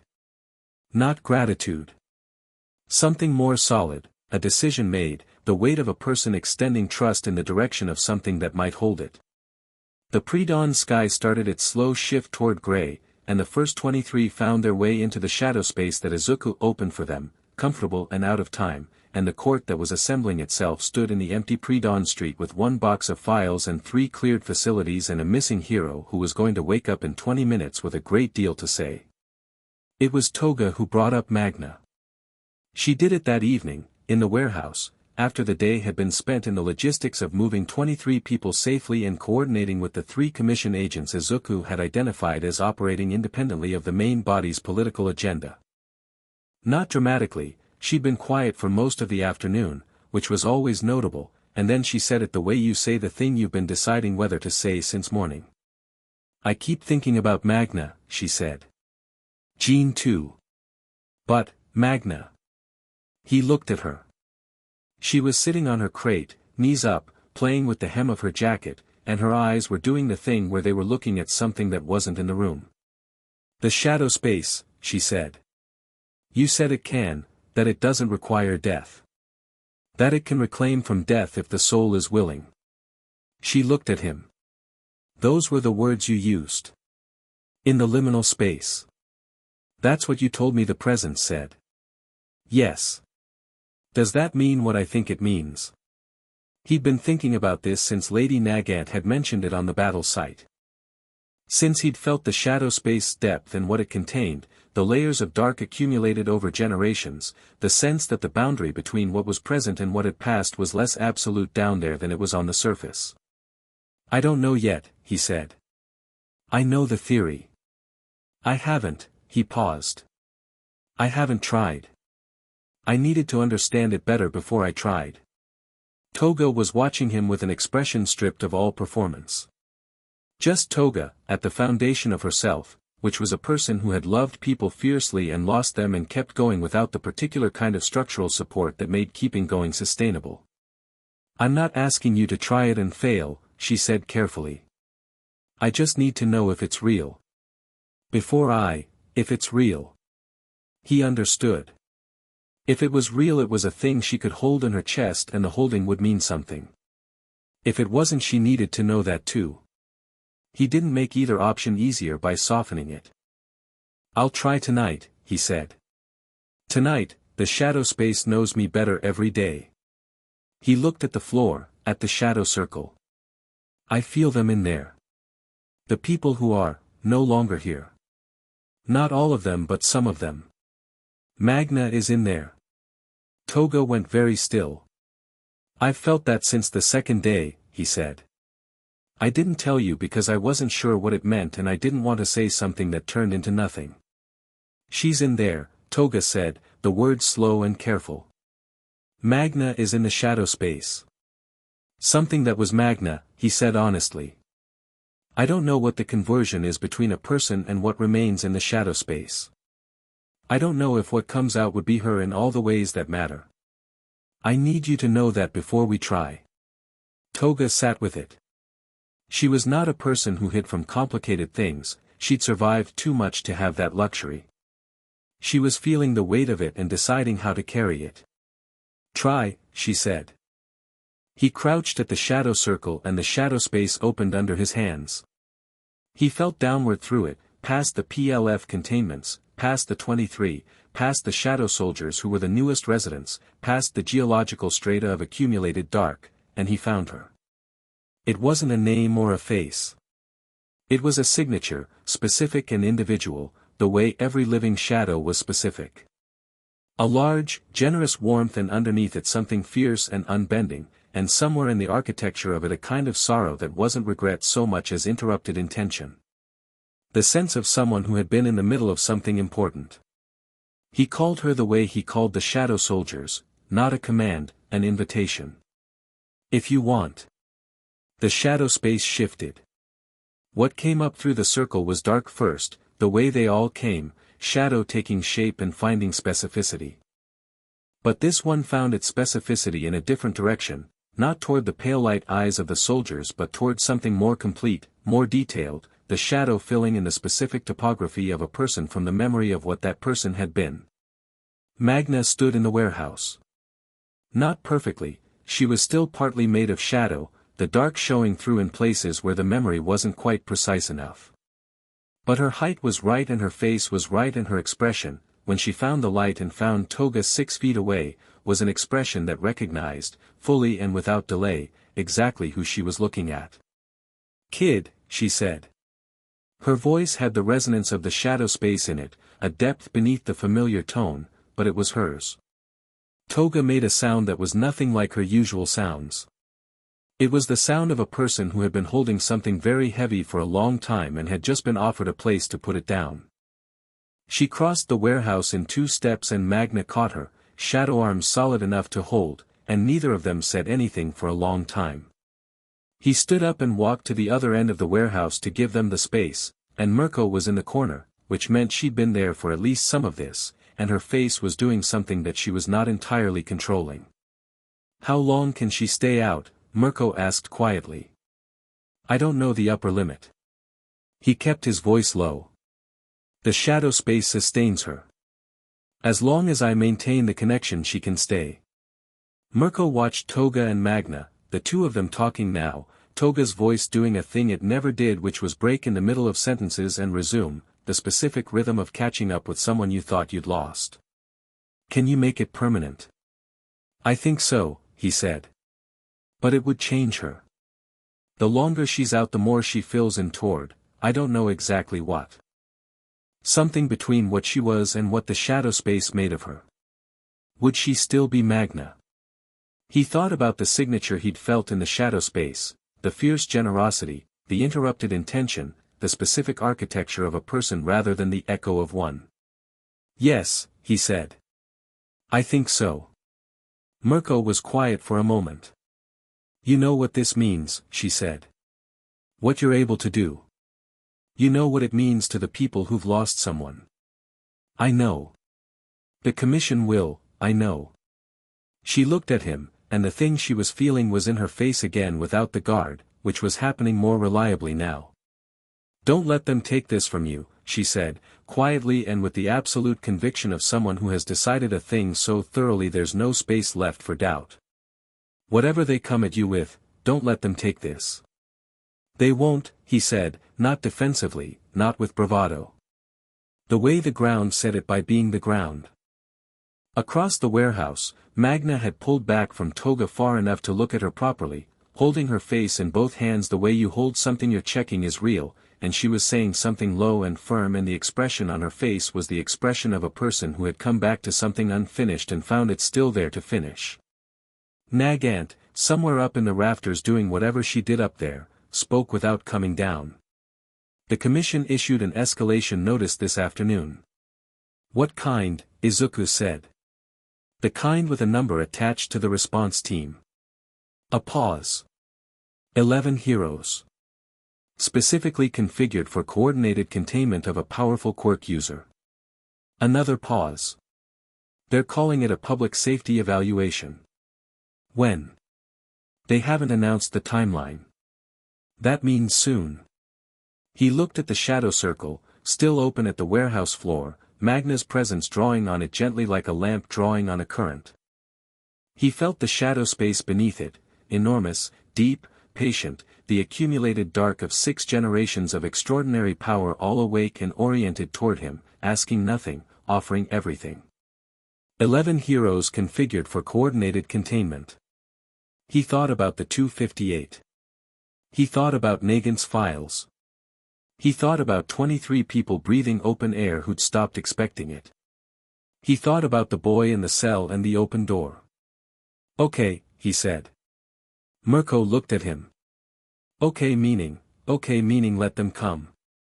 He looked back at her, and whatever she saw in his face settled something in hers. I'm not hiding and I'm not leaving. This is where we are. Magna, from across the warehouse, in the voice of someone who had been in the shadow space and had come back with the patience that came from being outside time for a while, smart boy. Toga laughed, really laughed, full and genuine, the laugh she kept for things that actually deserved it. The sound of it filled the warehouse and the shadows responded with the warmth of things that liked the sound of life. Outside the warehouse the city moved through its evening, and somewhere in it 11 heroes were being briefed on a public safety evaluation, and somewhere further out Shigaraki was in the dark with his plans, and the commission was sharpening its instruments, and all of it was converging on this place, on this court that had assembled itself from broken things and unexpected loyalties and one boy who had finally found the ground under his feet. Izuku stood in the middle of it and the shadows stood with him, and the court was alive around him, and the next thing that came could come. He'd been waiting for it his whole life without knowing it. Chapter 5, Let Them Come. The commission's 11 arrived on a Thursday.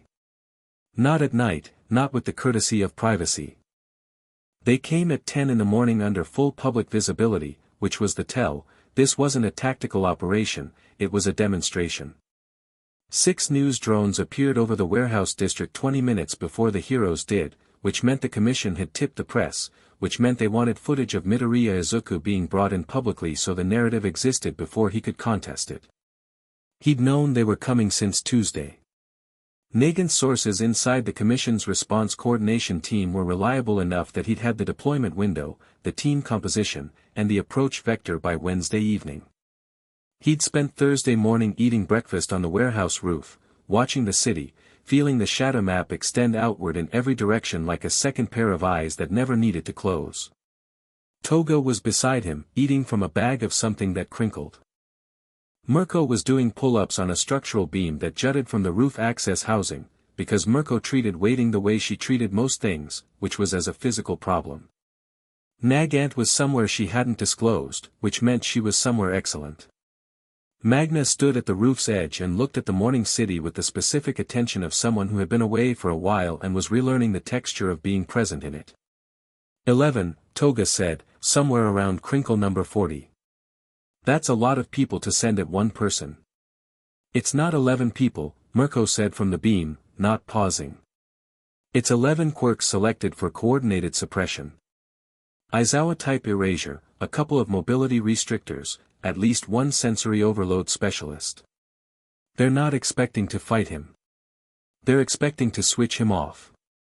They're going to be surprised, Toga said. They're going to be very surprised, Mirko agreed, and dropped from the beam and cracked her neck. Izuku drank his coffee and watched the news drones circle. The shadow map showed him the 11 approaching from the south.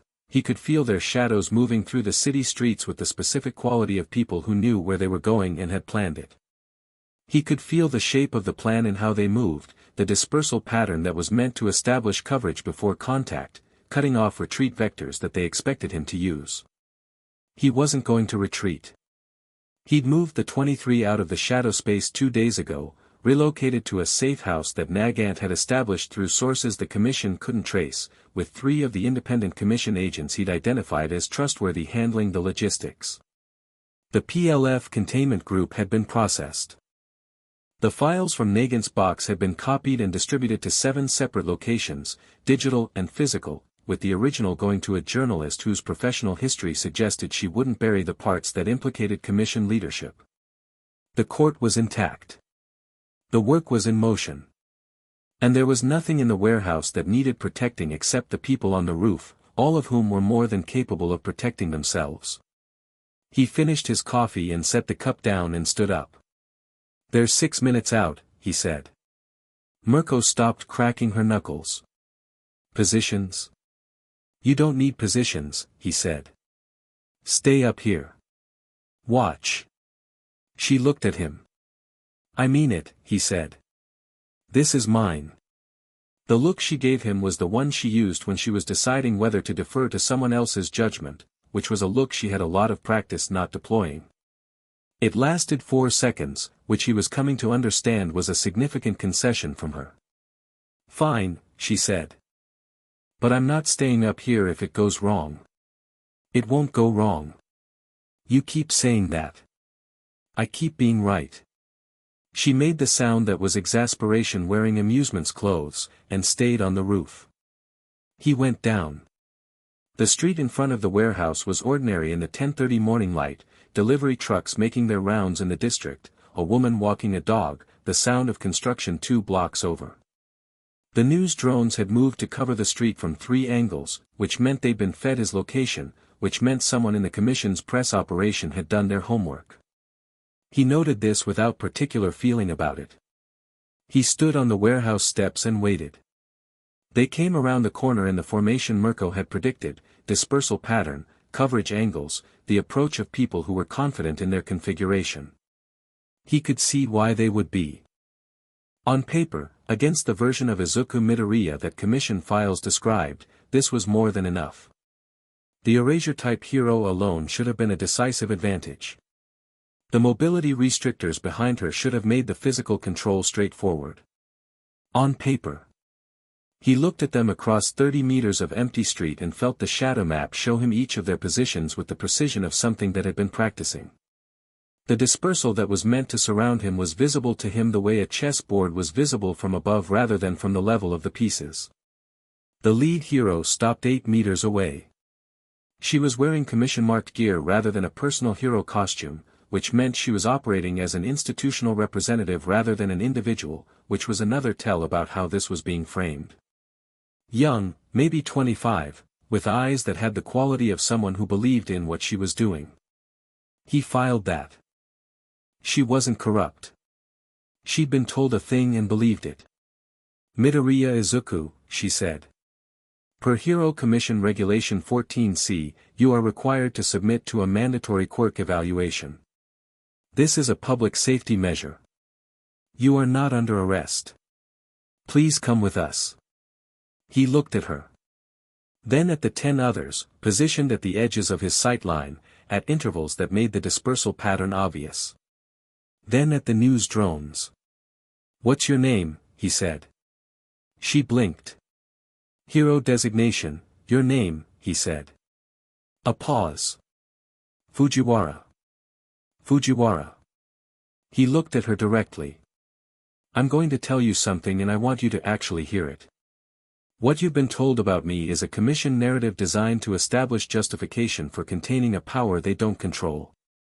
The regulation you cited was written to handle unregistered quirk developments in minors. I'm a licensed hero with an evolved quirk expression. The mandatory review order is not legally binding under the circumstances they've applied it." "Sir, I'm not finished." Not aggressive, clear. The voice of someone stating facts in sequence. "I've been operating for 9 days.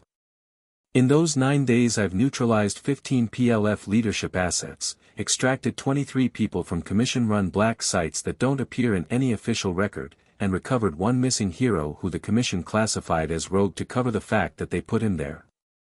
He paused. The files documenting all of this are currently with a journalist, 3 lawyers, and 2 independent oversight contacts in 3 countries. The commission knows this because I told them 2 days ago.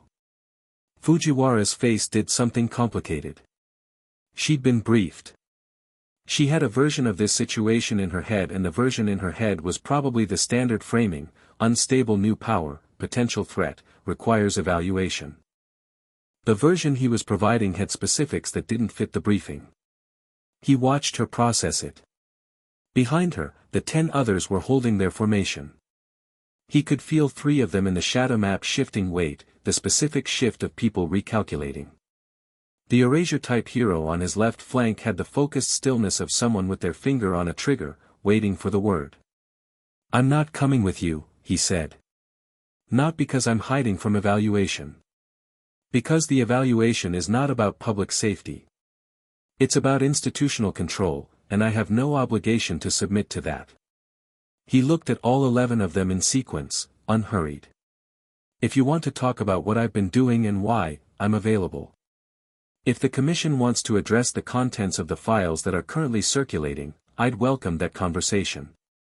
But I'm not walking into a commission facility." Fujiwara looked at him for a long moment. Then she said, quietly, "I have my orders." "I know," he said. "I'm sorry for that." Then the erasure type fired. The erasure quirk hit him and he felt one for all go quiet, the stockpile going dark the way a room goes dark when the lights cut. He felt Black Whip go quiet. Float. The inherited arsenal of 6 generations, all of it suspended in the sudden absence of his quirk. The shadow space didn't go anywhere. The shadow space was not a quirk. It was not in him the way quirks were in people, a biological expression, a genetic inheritance, something that lived in the same tissue that erasure worked on. It was older than that. It predated the framework that erasure operated within. It was the accumulated dark underneath 6 generations of extraordinary light, and light going out didn't make the dark go away. If anything, it made it darker. He felt the erasure hit and he felt the shadow space open wider, as if the absence of one for all's light was exactly the condition it was most comfortable operating in. The shadows around him didn't diminish. They expanded. The shadow circle on the ground behind him spread without being asked, and the 11 heroes had their first indication that the briefing had been missing something when the shadows under their feet began moving toward him like tide. The erasure-type hero's eyes went wide. She held the quirk, he could feel her holding it, the sustained effort of someone who'd used erasure against very powerful people and knew how to maintain pressure. She was good. One for all stayed quiet. The shadow soldiers came through the ground. Not his biggest manifestation, he wasn't interested in overwhelming them with scale, which would be pointless and unkind. He called 5, specific and purposeful, and they came up through the shadows the heroes were standing in with the unhurried emergence of things that had been there all along and were only now making their presence known. No weapons. No threat displays. They simply stood, and their pale light eyes tracked the 11 heroes with the patient attention of something that had already done the math. The formation broke. Not all at once, the professional ones held longer, the mobility restrictor on the right flank moving to a new angle with the quick efficiency of someone red asking in real time. But the 2 furthest from Fujiwara backpedaled, and the ones who'd been on the shadow circle's edge when it expanded moved sideways, and the formation that had been designed for a specific version of this encounter was no longer serving its function. He walked forward. Not toward Fujiwara, he walked to the center of the space between them and stopped. "Quirk erasure works," he said, to the erasure-type hero specifically, clearly, so she knew he knew. "One for all is gone right now. I can feel it." He let that sit for a moment. The shadow space doesn't care. It's not a quirk. Your training and your technique are exactly right for the problem you were briefed on. The briefing was wrong about what the problem was. The erasure-type hero was staring at him. She had not lowered her eyes or released the quirk, she was professional enough to maintain it even through surprise, but the hand that wasn't controlling the erasure had gone to her comm unit without completing the motion. "You can hold that as long as you want," he said, without unkindness. "I'll wait." Fujiwara had her hands at her sides. The decision in her face was visible now, the one she'd been running since he'd started speaking, and it had gotten to the place where both options had real costs and she had to choose with incomplete information. "Stand down," she said. Not to him.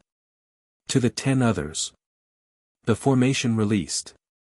The erasure type held for another 3 seconds, he felt it, the sustained professional commitment of someone doing the job until she was told to stop, and then released. One for all came back like a light returning, the familiar hum of it settling back into his bones. He let the shadow soldiers dissolve. The shadow circle returned to its resting size. The street was quiet except for the news drones. Fujiwara looked at him. "What you said about the facilities," she said. "The commission black sites." "Yes. I need to verify that independently." "I know." He looked at her. She had the eyes of someone who had been in the job long enough to have started asking the questions that good people eventually asked. "I'll give you everything I have. Names, locations, what I found. You can take it to whoever you trust to use it correctly." He paused. "I'd suggest not the Commission's internal review office." She was quiet for a moment. Then, the missing hero. Watanabe Kenji.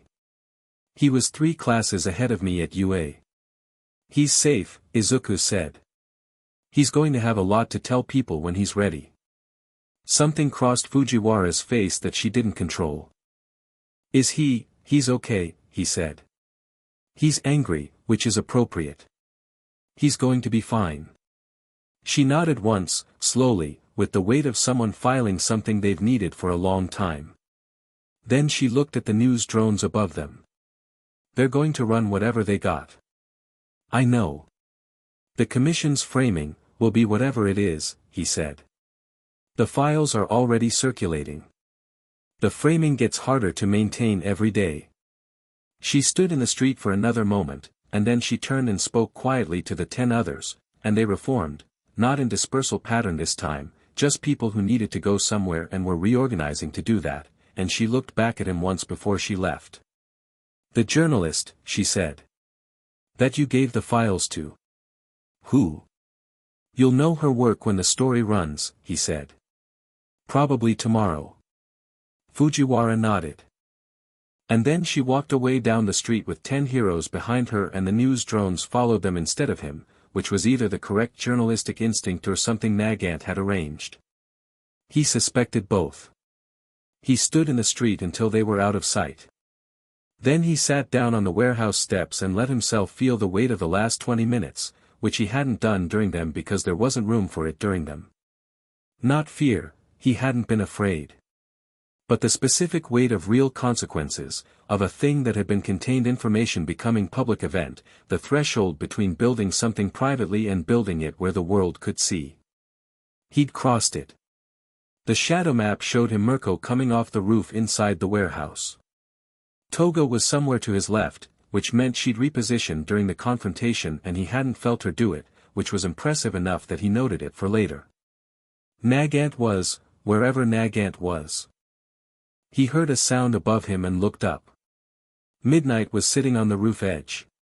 Not crouching, not tactical, sitting with her legs over the side, the specific studied casualness of someone who wanted their arrival to read as nonchalant and had the presence to almost pull it off.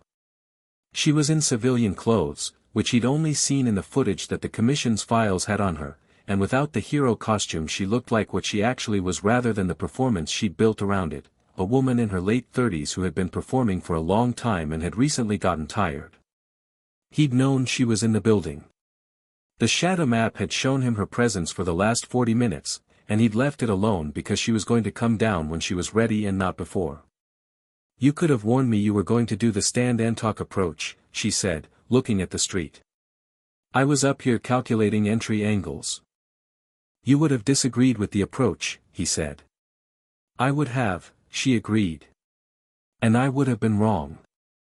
She looked down at him. The erasure type holding on you. That was longer than I expected. She's good. So are you. She swung her legs in and dropped from the roof, landed with the controlled ease of someone who'd done that kind of drop 1,000 times, and stood in front of him. Namuri Kayama. Since we're doing names. I know. And you know why I'm here. He thought about the commission files in Nagant's box. The section covering the last 3 years. There were heroes in those files, and Midnight was in those files, and what was written about her in those files was the kind of thing that would make a person sit in a warehouse district watching a confrontation unfold and ask themselves what they were waiting for. The commission meeting on Tuesday, he said. You went in expecting a conversation about your contract terms and came out with a document that reclassified your hero status as provisional pending a behavioral review. He looked at her. Because you'd been asking questions about the black site facilities. She was quiet for a moment.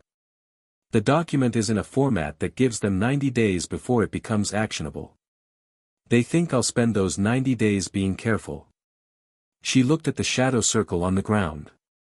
I've spent 14 years being careful about what I am and what I do and what I say in rooms with people who have the power to decide whether I'm still useful to the system. She met his eyes. I'm done with careful. What do you want, he said. What you're building, she said. Whatever it is. I've been watching it for a week and it's the first thing that's looked like an actual answer instead of a better version of the same question. It's not comfortable, he said. It's not structured. It doesn't have commission backing or legal clarity or institutional protection. I know. And you're coming in as yourself. Not a role, not a position. You're what you are and that's what's valued here. She looked at him for a moment. You know what the commission spent 15 years telling me about being what I am. I have a general idea. Then you know why that sentence is either the most believable thing someone said to me in 15 years or a very good lie. I don't lie well, he said. Ask anyone who's known me longer than a week. The corner of her mouth moved. Toga said you were honest to an annoying degree. Toga says a lot of things. She also said the shadow soldiers have personalities, which I thought was an exaggeration. She looked at the warehouse door, where the first had manifested for the last 30 seconds and was doing its attentive lean. That's a personality. That's the first, he said. It's been with me the longest. Namuri looked at the first. The first looked at Namuri with the pale light eyes and the quality of something that was deciding something. Then it did the impression symbol in shadow in front of her, the mark that meant it had acknowledged her presence specifically. She looked at the symbol and then at Izuku. What does that mean? It means you're recognized, he said. Accepted isn't the right word. It's more like, catalogued. In the positive sense. Your shadow soldiers catalog people. They're particular about who they acknowledge. He paused. They've never done that for someone they just met. She looked at the first for a long moment, and something in her expression that had been performing even here, even in this conversation, even after everything, settled. Okay, she said. The story broke Friday morning. The journalist's name was Atsuki Hana, and her story ran 8,000 words across a major independent outlet that had been trying to reach the commission's internal review for 6 months and been stonewalled 6 months running. It ran with the documents. Not all of them, enough. Enough to name the 3 facilities Izuku's court had cleared. Enough to name Watanabe Kenji and provide his own account, which he'd given willingly and at length. Enough to document the quirk modification programs in language that required no interpretation. The commission issued a statement by noon. The statement was the kind that contained a lot of words arranged to suggest transparency while actually containing no new information, and it was written in the specific style of an institution that had been caught doing something and was trying to establish that what they'd been caught doing was, in fact, something else. By 2 in the afternoon the statement had been publicly contradicted by Fujiwara, who held a press briefing with 3 other members of the response team from Thursday morning and confirmed, with names and dates, that they had been sent to contain Midoriya Izuku based on a briefing that had not included information about the Black Site operations. At 3, Shigaraki attacked Kyoto. Not the main city. Not a population center. He hit the Commission's Kyoto administrative facility with everything he had left after the PLF battle, which, the shadow map told Izuku as it extended outward from his position, was enough. The facility had 43 Commission administrative staff, 12 active heroes on rotation, and the specific vulnerability of a building full of people who were already in crisis management mode and were not expecting the crisis to change character. Izuku felt the attack through the shadow map the moment it started, 120 kilometers away. The shadows of 43 people and 12 heroes spiking with the specific quality of sudden, overwhelming fear. He was moving before he'd made the conscious decision to move. Kyoto, he said, to the warehouse, to whoever was listening. Mirko was beside him before he finished the word. How bad? Shigaraki. The administrative facility. He felt through the map. He felt the shape of the power at the site and the number of stolen quirks was larger than it had been on the PLF battlefield. He'd had more time. A lot. How fast can you get there, she said. He thought about the shadow space. The way it didn't have geography in the conventional sense, the way the distance between one shadow and another was not the same as the distance between the physical locations those shadows belonged to. Faster than anyone else, he said. Then go, she said. I'll follow conventional, you're coming with me. She looked at him. Through the shadow space. Yes. A half-second pause. You've never taken a person through. I've taken 23 people through. You took them into it. Not through it. He held her gaze. Do you trust me? She answered the question the way she answered everything, directly, without performance, because she didn't have a performance for this. Yes. Then come on. He opened the shadow space the way he'd learned to open it, the circle expanding to a depth that was traversable rather than just observable, and he held it open and she stepped in beside him with the full-body commitment of someone who had decided to jump off something and was not going to think about the drop. The shadow space received them. Traversal was not movement in the physical sense, it was more like intention, the space responding to direction the way water responds to the angle you put your hands in. He knew Kyoto, the shape of the city, the quality of its shadows, and the shadow space found the connection between where they were and where they needed to be with the efficiency of something that had always understood that distance was a surface-level concern. It took 11 seconds. They came through the shadow of the Kyoto administrative facility's exterior wall in the middle of the attack, and the difference between being 120 kilometers away and being in it was immediate and total. Shigaraki was at the center of it. He looked different. The PLF battle had been 9 days ago and in 9 days he'd been somewhere with no oversight and resources Izuku couldn't track, and the man standing in the Kyoto facility's central atrium was not the version that had retreated from the PLF field. He was fuller, somehow, not physically but in the quality of his presence, the weight of all for one stockpile sitting in him with more authority, like a thing that had settled and organized itself in the intervening time. He was holding the facility's 12 heroes in a stalemate, which was a testament to their quality because by any metric they should have been done already. 3 of them were down. 9 were holding the perimeter with the organized desperation of people who knew they were outmatched and were buying time. Shigaraki felt Izuku arrive before he saw him. The red eyes moved to him with the specific quality of someone who had been expecting this and was still adjusting to the texture of reality rather than expectation. Faster than I thought, Shigaraki said. Shadow space doesn't care about distance, Izuku said. I'll remember that. Shigaraki looked at Mirko, standing at Izuku's left with her weight forward and the combat smile already in place. She's yours now. She's herself, Izuku said. She's here. Same thing. The curiosity in Shigaraki's voice was genuine, which was always the most dangerous version of his attention. You're different again. 9 days and you're different again. I felt it when you came through. I've been practicing. I can tell. Shigaraki looked at the shadow soldiers that had come through with them, the first and 3 others standing in the corners of the atrium. You're going to keep getting stronger. Yes. So am I.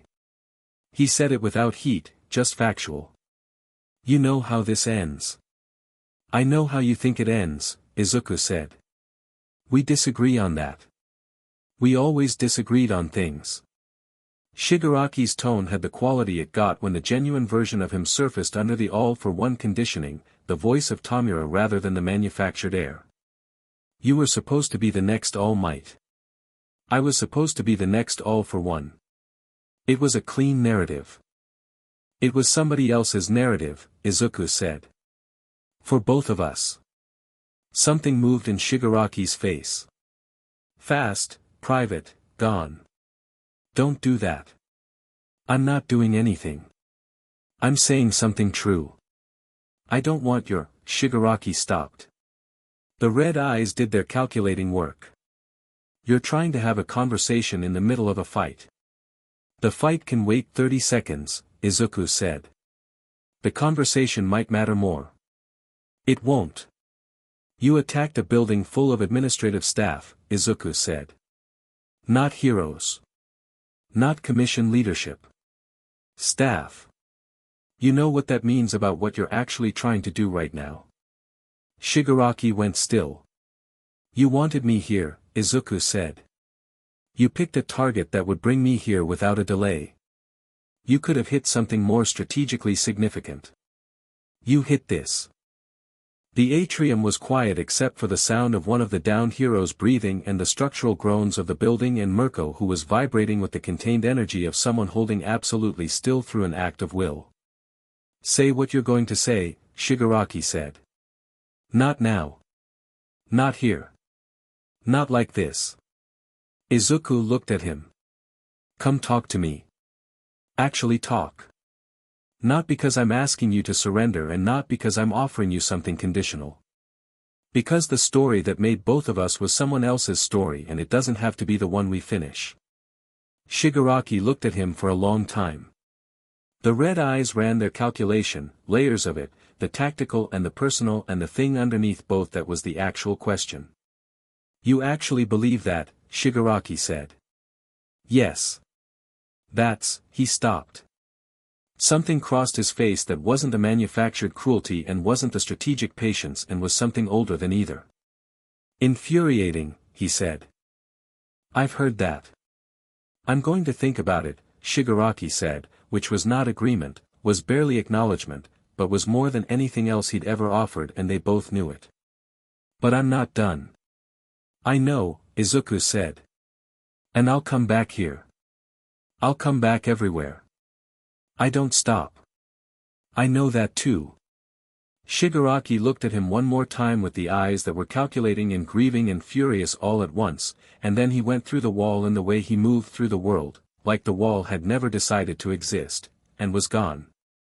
The atrium was suddenly just a damaged room. Mirko let out a breath that was one word long. Infuriating, she said, with a different tone but the same word, and it was not directed at Shigaraki. I know, he said. You let him go. I let him think. That's the same thing. It's not, he said, and started moving toward the downed heroes because thinking about it could come later and these 3 people needed help now. She followed, because she always followed the thing that needed doing, and behind them the shadow soldiers moved through the damaged building with the efficient patience of things that had been through worse and come out the other side. Outside the Kyoto facility, news drones were already circling, and across the country the story that had broken that morning was being overtaken by footage of a shadow-covered atrium and 2 figures standing in front of Shigaraki with the specific quality of people who were not afraid, and the narrative that the commission had tried to write about Midoriya Izuku was getting rewritten in real time by the simple fact of what he actually was and what he was actually doing. He didn't watch the coverage. He had 3 injured heroes to stabilize and 22 administrative staff to get out of the building before the structural damage made the upper floors dangerous, and the shadow map showed him exactly where everyone was, and he moved through the work with the directness that was his fundamental mode, and the shadows moved with him, and the court was somewhere behind him being what it was. The world was watching. He didn't need it to approve. He just needed it to see. Chapter 6, Sovereign. 3 weeks after Kyoto, the commission blinked. Not gracefully. Institutions didn't do graceful when they blinked, they did the bureaucratic equivalent of a controlled fall, which was a series of statements and restructuring announcements and personnel changes that were designed to look like accountability while preserving as much of the original architecture as possible. Deputy Director Tsunaji resigned on a Tuesday. 2 senior administrators were placed on leave pending review. The mandatory evaluation order against Izuku Midoriya was quietly withdrawn, with no press statement attached to the withdrawal, which was its own kind of statement. Utsuki Hana ran a follow-up piece that documented the withdrawal and then asked, in 700 precise words, what it meant that the order had existed in the first place. The piece ran with a photograph of the Kyoto atrium, the shadow circle on the floor still visible, and a quote from Fujiwara that the commission had not been able to prevent because Fujiwara had stopped asking them what she was allowed to say. The commission didn't contact Izuku directly. Instead they sent a message through Aizawa, which was the move of people who understood that direct contact would establish a negotiating posture they couldn't afford. Aizawa showed up at the warehouse on a Wednesday morning with the message and a coffee and the expression of someone who had rehearsed exactly how much of his own opinion to include. "They want a meeting," he said. "I know," Izuku said. "Not commission leadership. The restructured oversight committee. It's different people." "Some of them are different," Izuku said. "Some of them are the same people with different titles." Aizawa's expression said he'd already run that calculation and arrived at the same place. "They're offering formal acknowledgement of your operational status. Independent certification outside the standard licensing framework, which would cover both the shadow power and the court structure." He paused. "It's more than they've offered anyone. It's less than they owe," Mirko said from across the warehouse, not looking up from the facility map she was annotating. "Also true," Aizawa said. He looked at Izuku. "The question is whether what they're offering is useful." Izuku thought about it honestly.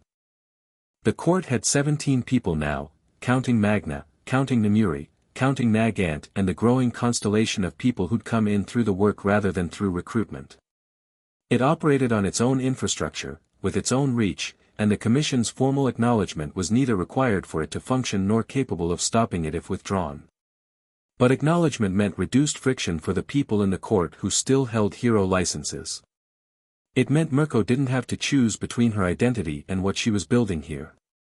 It meant Namuri's provisional status resolved. It meant the 23 people they'd extracted, and the 11 from the second facility, and the 43 administrative staff from Kyoto, had their accounts entered into a record that couldn't be quietly disappeared. "Tell them I'll meet with the oversight committee," he said. "Not at their facility. Neutral ground. They can propose the location and I'll confirm it's actually neutral." Aizawa nodded. Then he looked around the warehouse, at Mirko and her maps, at Toga who was somewhere in the rafters, at Magna standing in the corner with the particular quality of presence she had now, shadow-touched and specific, at Namuri who was reviewing Nagant's file documentation with the focused attention of someone who'd found a purpose for the skills she'd spent years using in the wrong direction. "You built something," he said. Not surprised, exactly. More like confirming something he'd predicted but not entirely believed he'd see. "Still building," Izuku said. "Yeah." Aizawa looked at him with the teacher's expression, the one that catalogued and assessed and occasionally approved, though approval from Aizawa always came out looking like slightly less exhaustion than usual. "You know Shigaraki isn't done." "No. He's not. The commission meeting happens and then he makes a move. That's the pattern." Aizawa set down his coffee. "He's been quiet since Kyoto." "He's thinking," Izuku said. "About your offer. About his options." He paused. Which might include my offer, if he's honest with himself about what the alternatives are. Aizawa studied him. You actually think you can reach him?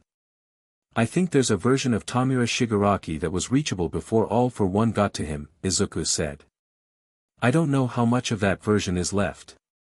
But I talked to him in Kyoto and he didn't dismiss it.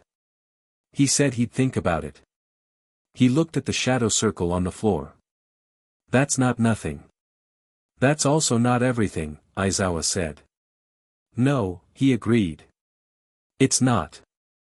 Aizawa left. The warehouse settled back into its working rhythm. Toga dropped from the rafters with the controlled grace of someone who'd been doing that for years, landed beside Izuku, and looked at the door Aizawa had gone through. Neutral ground, she said. Where? I have somewhere in mind, he said. She looked at him. He looked back. The warehouse, she said. The warehouse, he confirmed. She smiled, the real one. That's extremely good. Shigaraki came on a Friday. Not the commission. Not the oversight committee meeting, which was scheduled for the following week. Shigaraki, arriving without announcement, appearing at the edge of the shadow map at 4 in the morning while the city was at its quietest, moving through the streets toward the warehouse with the slow deliberateness of someone who had thought about something for 3 weeks and arrived at an answer they weren't entirely comfortable with. Izuku felt him coming from 2 kilometers out. The shadow map showed the specific quality of his presence, that enormous weight of accumulated power, the distinct signature of All for One stockpile, moving without the tactical dispersal pattern of an attack. He was alone. He was walking, not moving with the aggressive speed he used when he was going at something. He was coming because he'd decided to come. Izuku got up, dressed, and went down to the warehouse floor. He didn't wake anyone. This was the conversation he'd offered in Kyoto and it needed to happen in the space between whatever they'd been and whatever came next, without the weight of the court watching it. He sat on the floor by the shadow circle and waited. Shigaraki came through the side door at 4:17 with mud on his shoes and the look of someone who had walked a long way not because he had to but because the walking was part of the thinking. He stood in the doorway and looked at the warehouse, at the organized space of it, the maps on the crates, the shadow soldiers that manifested instinctively at Izuku's presence and were doing their attentive lean from the corners, and his expression moved through things too quickly to name them all. Nice place, he said. The dry humor of it was the Tamura version, the genuine one. It does the job, Izuku said. Shigaraki came inside and sat on a crate across from him with the loose-jointed posture of someone who was physically comfortable and emotionally on alert, and he looked at Izuku for a long moment with the red eyes running their calculation. You said the story that made both of us was someone else's story, he said. No preamble. 3 weeks of thinking and he'd come out at the specific thing. What does that mean, practically? It means All Might didn't choose his story, Izuku said. He inherited it from the first and carried it the only way he knew how. It means All for One didn't choose your story either, he manufactured it, built you from something that had been heard into something he could use. Neither of us got to write the first chapter. And now? Now we're in the middle of it. We can keep writing the chapter they wrote or we can, don't say turn the page, Shigaraki said, with the specific expression of someone who has correctly predicted a metaphor and finds it inadequate. I wasn't going to, Izuku said. I was going to say we can decide what the rest of it is. Not through some transformation. Not by you becoming something you're not. But by choosing what you're using the power for. Shigaraki was quiet. The warehouse breathed around them, the shadows doing their patient thing. I destroyed things, Shigaraki said. Yes. Not because of All for One. I would have destroyed things anyway. He said it without self-pity or self-justification, the flat honesty of someone reporting a fact they'd accepted. The world hurt me and I wanted to hurt it back. That's not manufactured. That's mine. I know, Izuku said. That's the part I'm not asking you to pretend didn't happen. Then what are you asking? Izuku looked at him. What do you actually want? Not what All for One programmed you to want. Not the destruction of a hero society that treated you like waste. What does Tamura Shigaraki want, when you strip all the inherited mission away? The question sat in the warehouse for a long time. Shigaraki looked at the shadow circle. The first, in the corner, was watching him with the pale light eyes and the specific quality of patience that it brought to everything. He looked at the maps on the crates. He looked at the assembled evidence of what Izuku had been building, the operational notes, the facility documentation, the support infrastructure of a court that had been doing real work in the world. Something real, Shigaraki said. The words came out slower than his usual pace, the specific speed of a person saying something they've been close to saying for a long time. I don't know what that means specifically. But every version of what I was doing felt like a performance. Of something I was told to be. I wanted it to be real. He paused. I wanted people to take it seriously. I take you seriously, Izuku said. I've taken you seriously since I met you in that alley. Not the role. You. Shigaraki looked at him. The people who are here, Izuku said, they're not here because they surrendered to something. They're here because they found somewhere real. What they are is valued. What they've done, the complicated parts, the dark parts, doesn't disappear, but it's not the only thing they are either. He paused. That's what I can offer. Not forgiveness. Not a clean start. A real place, where you're what you are, and it matters. I have all for one's power, Shigaraki said. Everything I've taken from everyone. I know. That doesn't scare you. No, Izuku said. You being out there alone with it scares me more. Shigaraki stared at him. The calculation in the red eyes was running at full capacity, and beneath it, visible in the same way the genuine voice was sometimes visible, was something that was not the manufactured heir and not the devastated child, and was maybe the person who had existed in the gap between those two things, waiting. I need to think, Shigaraki said. You've had 3 weeks. I need more time. Okay. Izuku said it without condition. The offer doesn't have an expiration. Shigaraki stood up, and the weight of him in the room was enormous and specific, the most powerful collection of quirks ever assembled in a single person, and all of it oriented toward the door. He walked to it and put his hand on the frame, and he stood there for a moment. The facilities, he said. The ones the commission was running. I knew about them. I know, Izuku said. I didn't stop them. No. That's part of the accounting, Shigaraki said. Not confession. Not apology. Acknowledgement, which was harder. Yes, Izuku said. It is. A long pause. Then, I'll come back. I know, Izuku said. I'll be here. Shigaraki left. The warehouse was quiet again, the pre-dawn dark complete and breathing, the shadow soldiers settling back into their corners. Izuku sat by the shadow circle and felt the weight of the conversation the way you feel the weight of something that has shifted, not resolved, not finished, but different from the position it was in before. Toga was in the rafters. He'd known she was there from the moment she'd positioned herself, which had been approximately 2 minutes after Shigaraki appeared on the shadow map. You heard all of that, he said. Obviously, she said, and dropped down and sat beside him. She was quiet, which for Toga in a meaningful situation was the correct response. She sat with her shoulder against his, the specific companionable warmth of someone who had decided proximity was the appropriate offering, and for a few minutes they sat by the shadow circle and the warehouse breathed around them and the city outside was quiet. Do you think he'll come back? She said. Yes, Izuku said. In the way you mean? Not to fight. He thought about Shigaraki's face when he'd said something real. The specific speed of those words. I think so. Not soon. But yes. Toga was quiet for another moment. I used to think wanting something real was a thing that happened to me instead of everyone, she said. Like a flaw. Like the wanting was the problem. She looked at the shadow circle. Magna always said it wasn't a flaw. That wanting was just what people were.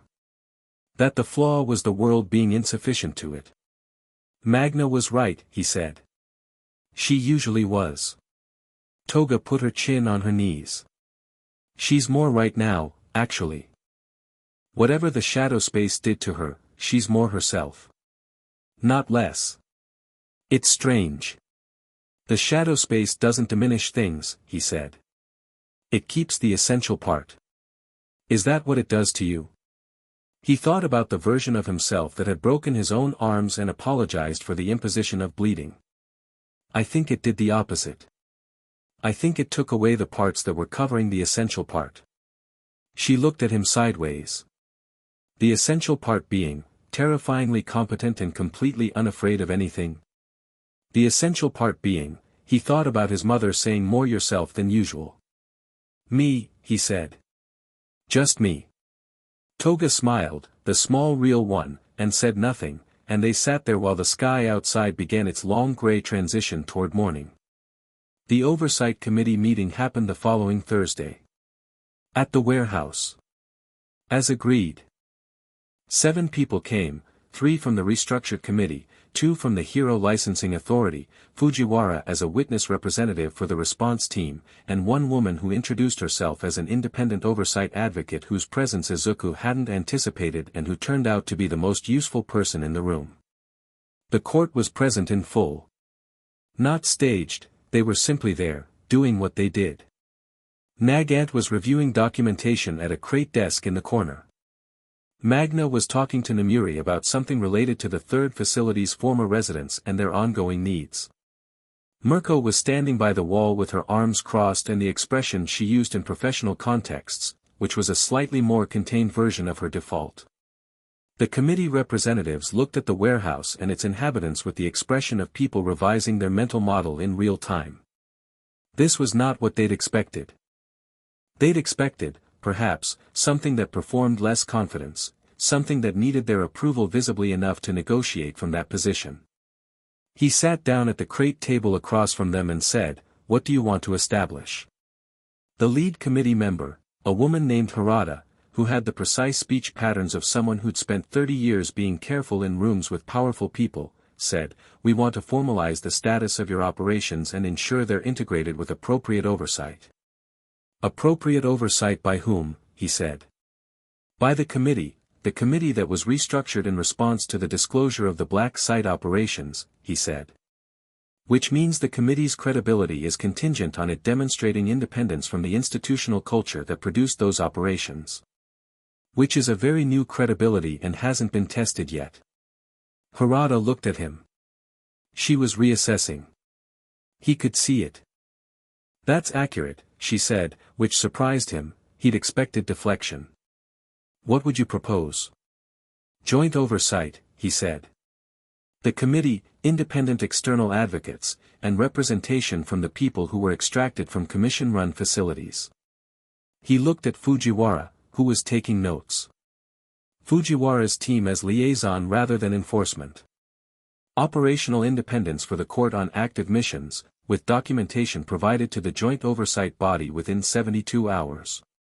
The hero licenses of court members remain their own and are not subject to provisional review based on their association with this operation. The independent advocate, a compact woman in her 50s named Sato who had the expression of someone who had been in far more contentious rooms than this one, said, "That's reasonable. More reasonable than I expected, frankly." "I'm not trying to be unreasonable," Izuku said. "I'm trying to build something that works. That requires structure I can trust and structure that can trust me." "And the shadow space," said the licensing authority representative. Young, nervous, trying not to show it. "The containment capacity." "The resurrection, reclamation," Izuku said. "Not resurrection. Different mechanism. The reclamation capacity. That requires, we need to understand the limits." "So do I," he said honestly. "We're still mapping what it can do. I'll document everything I learn. The joint oversight body can have full transparency on capability development as it's understood. The nervous licensing representative looked at Magna. Magna looked back at him with the patient attention of someone who was used to being looked at as an impossible thing and had ceased to find it interesting. She was, he started. Herself, Magna said. Her voice with the shadow resonance in it. Still am. If that's your question. He swallowed. Yes. That was my question. Then you have the answer, she said, and turned back to her conversation with Namuri. The meeting lasted 2 hours. At the end of it Harada passed a document across the crate table and he read it, and the independent advocate had already annotated it in 3 places and he incorporated 2 of the 3 annotations and explained the third, and they revised it and he read the revision, and it was, within the limits of what institutional documents could be, honest. He signed it. Not because he needed their permission.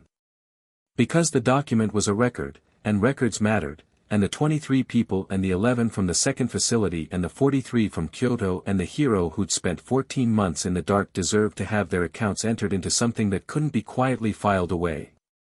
The committee left. Fujiwara lingered. Watanabe Kenji is going to testify, she said. Formally. To the External Review Board. He's ready. Good, Izuku said. He wants to come here first. She paused. He said you're the reason he's ready. He thought about the man on the floor in the Kyoto-adjacent facility, sedated, the commission-issued tracker disabled. He did the work, he said. I just got him out. He says there's a difference between getting someone out and the way you got him out. She looked at the warehouse, at the shadow circle. He says the shadow space, it's quiet in there, Izuku said. Peaceful. Whatever that means. No time. Just, stillness. He paused. I think it might be the first real rest some people have had in a long time. Fujiwara looked at him for a moment with the expression she had when she was deciding to trust something past her own skepticism. The commission, the old version, the parts being reviewed, they had a designation for you in internal communications. She paused. After the PLF battle. Before everything else. What was it? Shadow Monarch, she said. They used it as a threat designation. She looked at the shadow circle, the shadow soldiers in their corners, the court arranged around the warehouse in the organized ease of belonging. It doesn't look like a threat from here. No, he said. It doesn't. She left. Mirko found him on the roof at dusk. Not by accident, Mirko didn't do things by accident. She came up through the roof access and stood beside him at the edge, and they looked at the city together, the evening light doing what evening light did across a city that had been through something and was still going. She was quiet for a while, which was comfortable now in a way it hadn't been 3 weeks ago. He'd come to understand that her silences had the same quality as her directness, genuine, specific, weighted exactly as much as they needed to be. The meeting went well, she said. Better than expected. Harada's one of the different ones, she said. I looked into her background before the meeting. She's been on the committee for 18 months. She was appointed by the previous structure and she's been operating against it from inside for most of that time. I know, he said. Nagant flagged her 2 weeks ago. Mirko looked at him. You already knew. I trusted the process to arrive at the right document, he said. Knowing who the honest people in the room were made that easier. She made the exasperation amusement sound. You're very annoying, she said, and then, without the gap she used to put between one thing and the next when the next thing was important, I want to go back to the underground facility. The third level. He looked at her. The one below the layout, she said. The level that wasn't on Nagant's files because it was newer. I need to see it properly. She paused. There were people in there who were moved before we got to them. The commission moved them when the first story broke. I need to find them. We will, he said. I know. I need you to know I'm not letting it go. She turned to look at him, and the evening light was doing things to her face that she'd normally be doing something in response to but wasn't. I have Watanabe's testimony and 2 other sources. There are at least 9 more people. The commission moved them somewhere and I'm going to find where. Okay, he said. I'll open the shadow map on the facility locations tomorrow morning. You and Nagant. We'll trace where the relocation went. She nodded. Then she was quiet again for a moment, and the city moved through its evening below them and the shadows lengthened with the particular authority of dusk, specific and real, the day's light withdrawing and the dark coming up to fill the spaces it had always occupied. You know what the weirdest thing is, she said. Tell me. I feel more like myself here than I've felt in 15 years of being exactly who I decided to be. She said it with the specific expression of someone who has been surprised by a true thing. I thought being yourself was something you achieved and then maintained. I didn't know it was something that could get more specific. He looked at her. She was looking at the city with the combat alert quality of attention she brought to everything, and underneath it the thing that was the actual Rumi Usajiyama, fierce and precise and genuinely, unexpectedly warm in the way that very strong things are warm, because they don't need to perform hardness. You're going to keep saying the court isn't yours, he said. It isn't. Okay. I'm here because the work is real and the people are what they are, and, she stopped. Started again. And because you're what you are. He let the words be what they were. Yeah, he said. She looked at him with the directness that was her fundamental mode, the one that didn't perform or deflect, and it held for a moment longer than a professional exchange required, and then she looked back at the city. Monday, she said. Shadow map. 9 missing people. Monday, he agreed.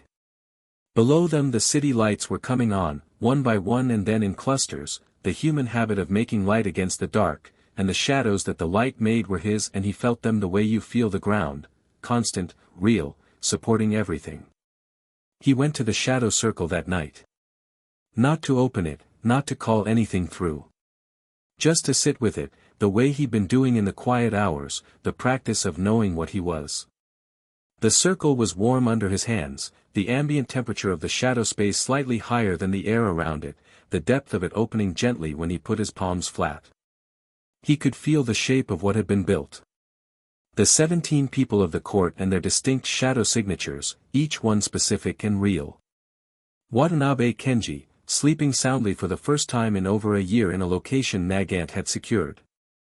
The 23 from the first facilities, most of them settled now in whatever came after the shadow space released them into the world.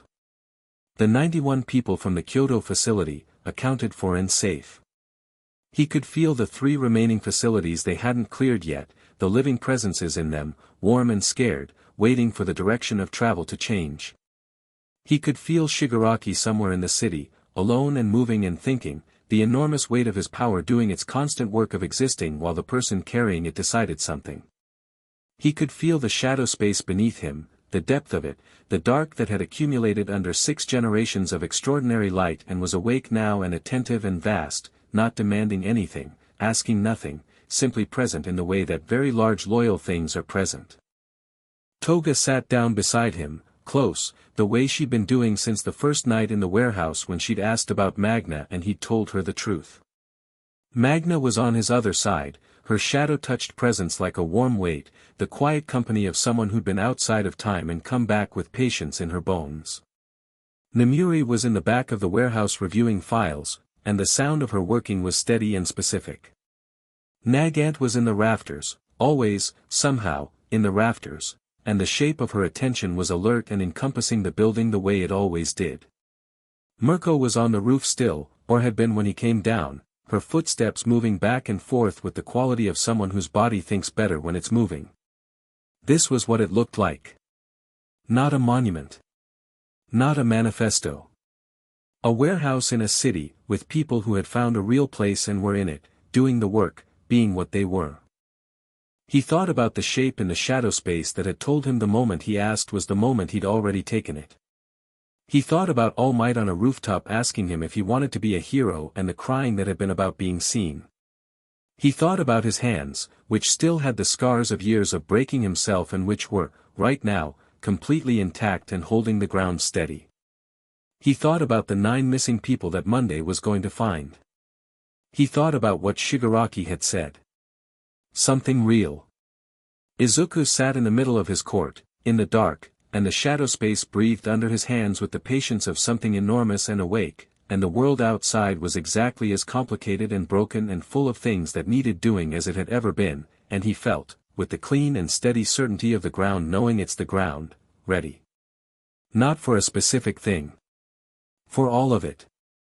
For Monday and the 9 missing people and the Oversight Committee and Shigaraki's return and the Commission's long complicated reckoning with what it had built and broken. For the next facility and the one after it and the shape of the world that was going to be different from the one he'd grown up in because it was going to have to be. For all of it, with the court alive around him and the shadows alive beneath him and the city breathing through its night outside. Toga leaned her head against his shoulder. Magna was quiet beside him, warm and present and specifically herself. Above them Nagant shifted in the rafters and the movement said I'm here in the language of people who express things through presence rather than words. Somewhere above that Mirko's footsteps stopped, and the specific quality of their stopping said the same thing. The first, in the corner, turned its pale light eyes toward him and did the impression symbol in shadow, the mark that meant recognition, that it had been doing since the first morning in the warehouse when it was the only one of them present. The same mark, the same gesture, but larger now, and the others near it added their own. The shadow space took a long slow breath.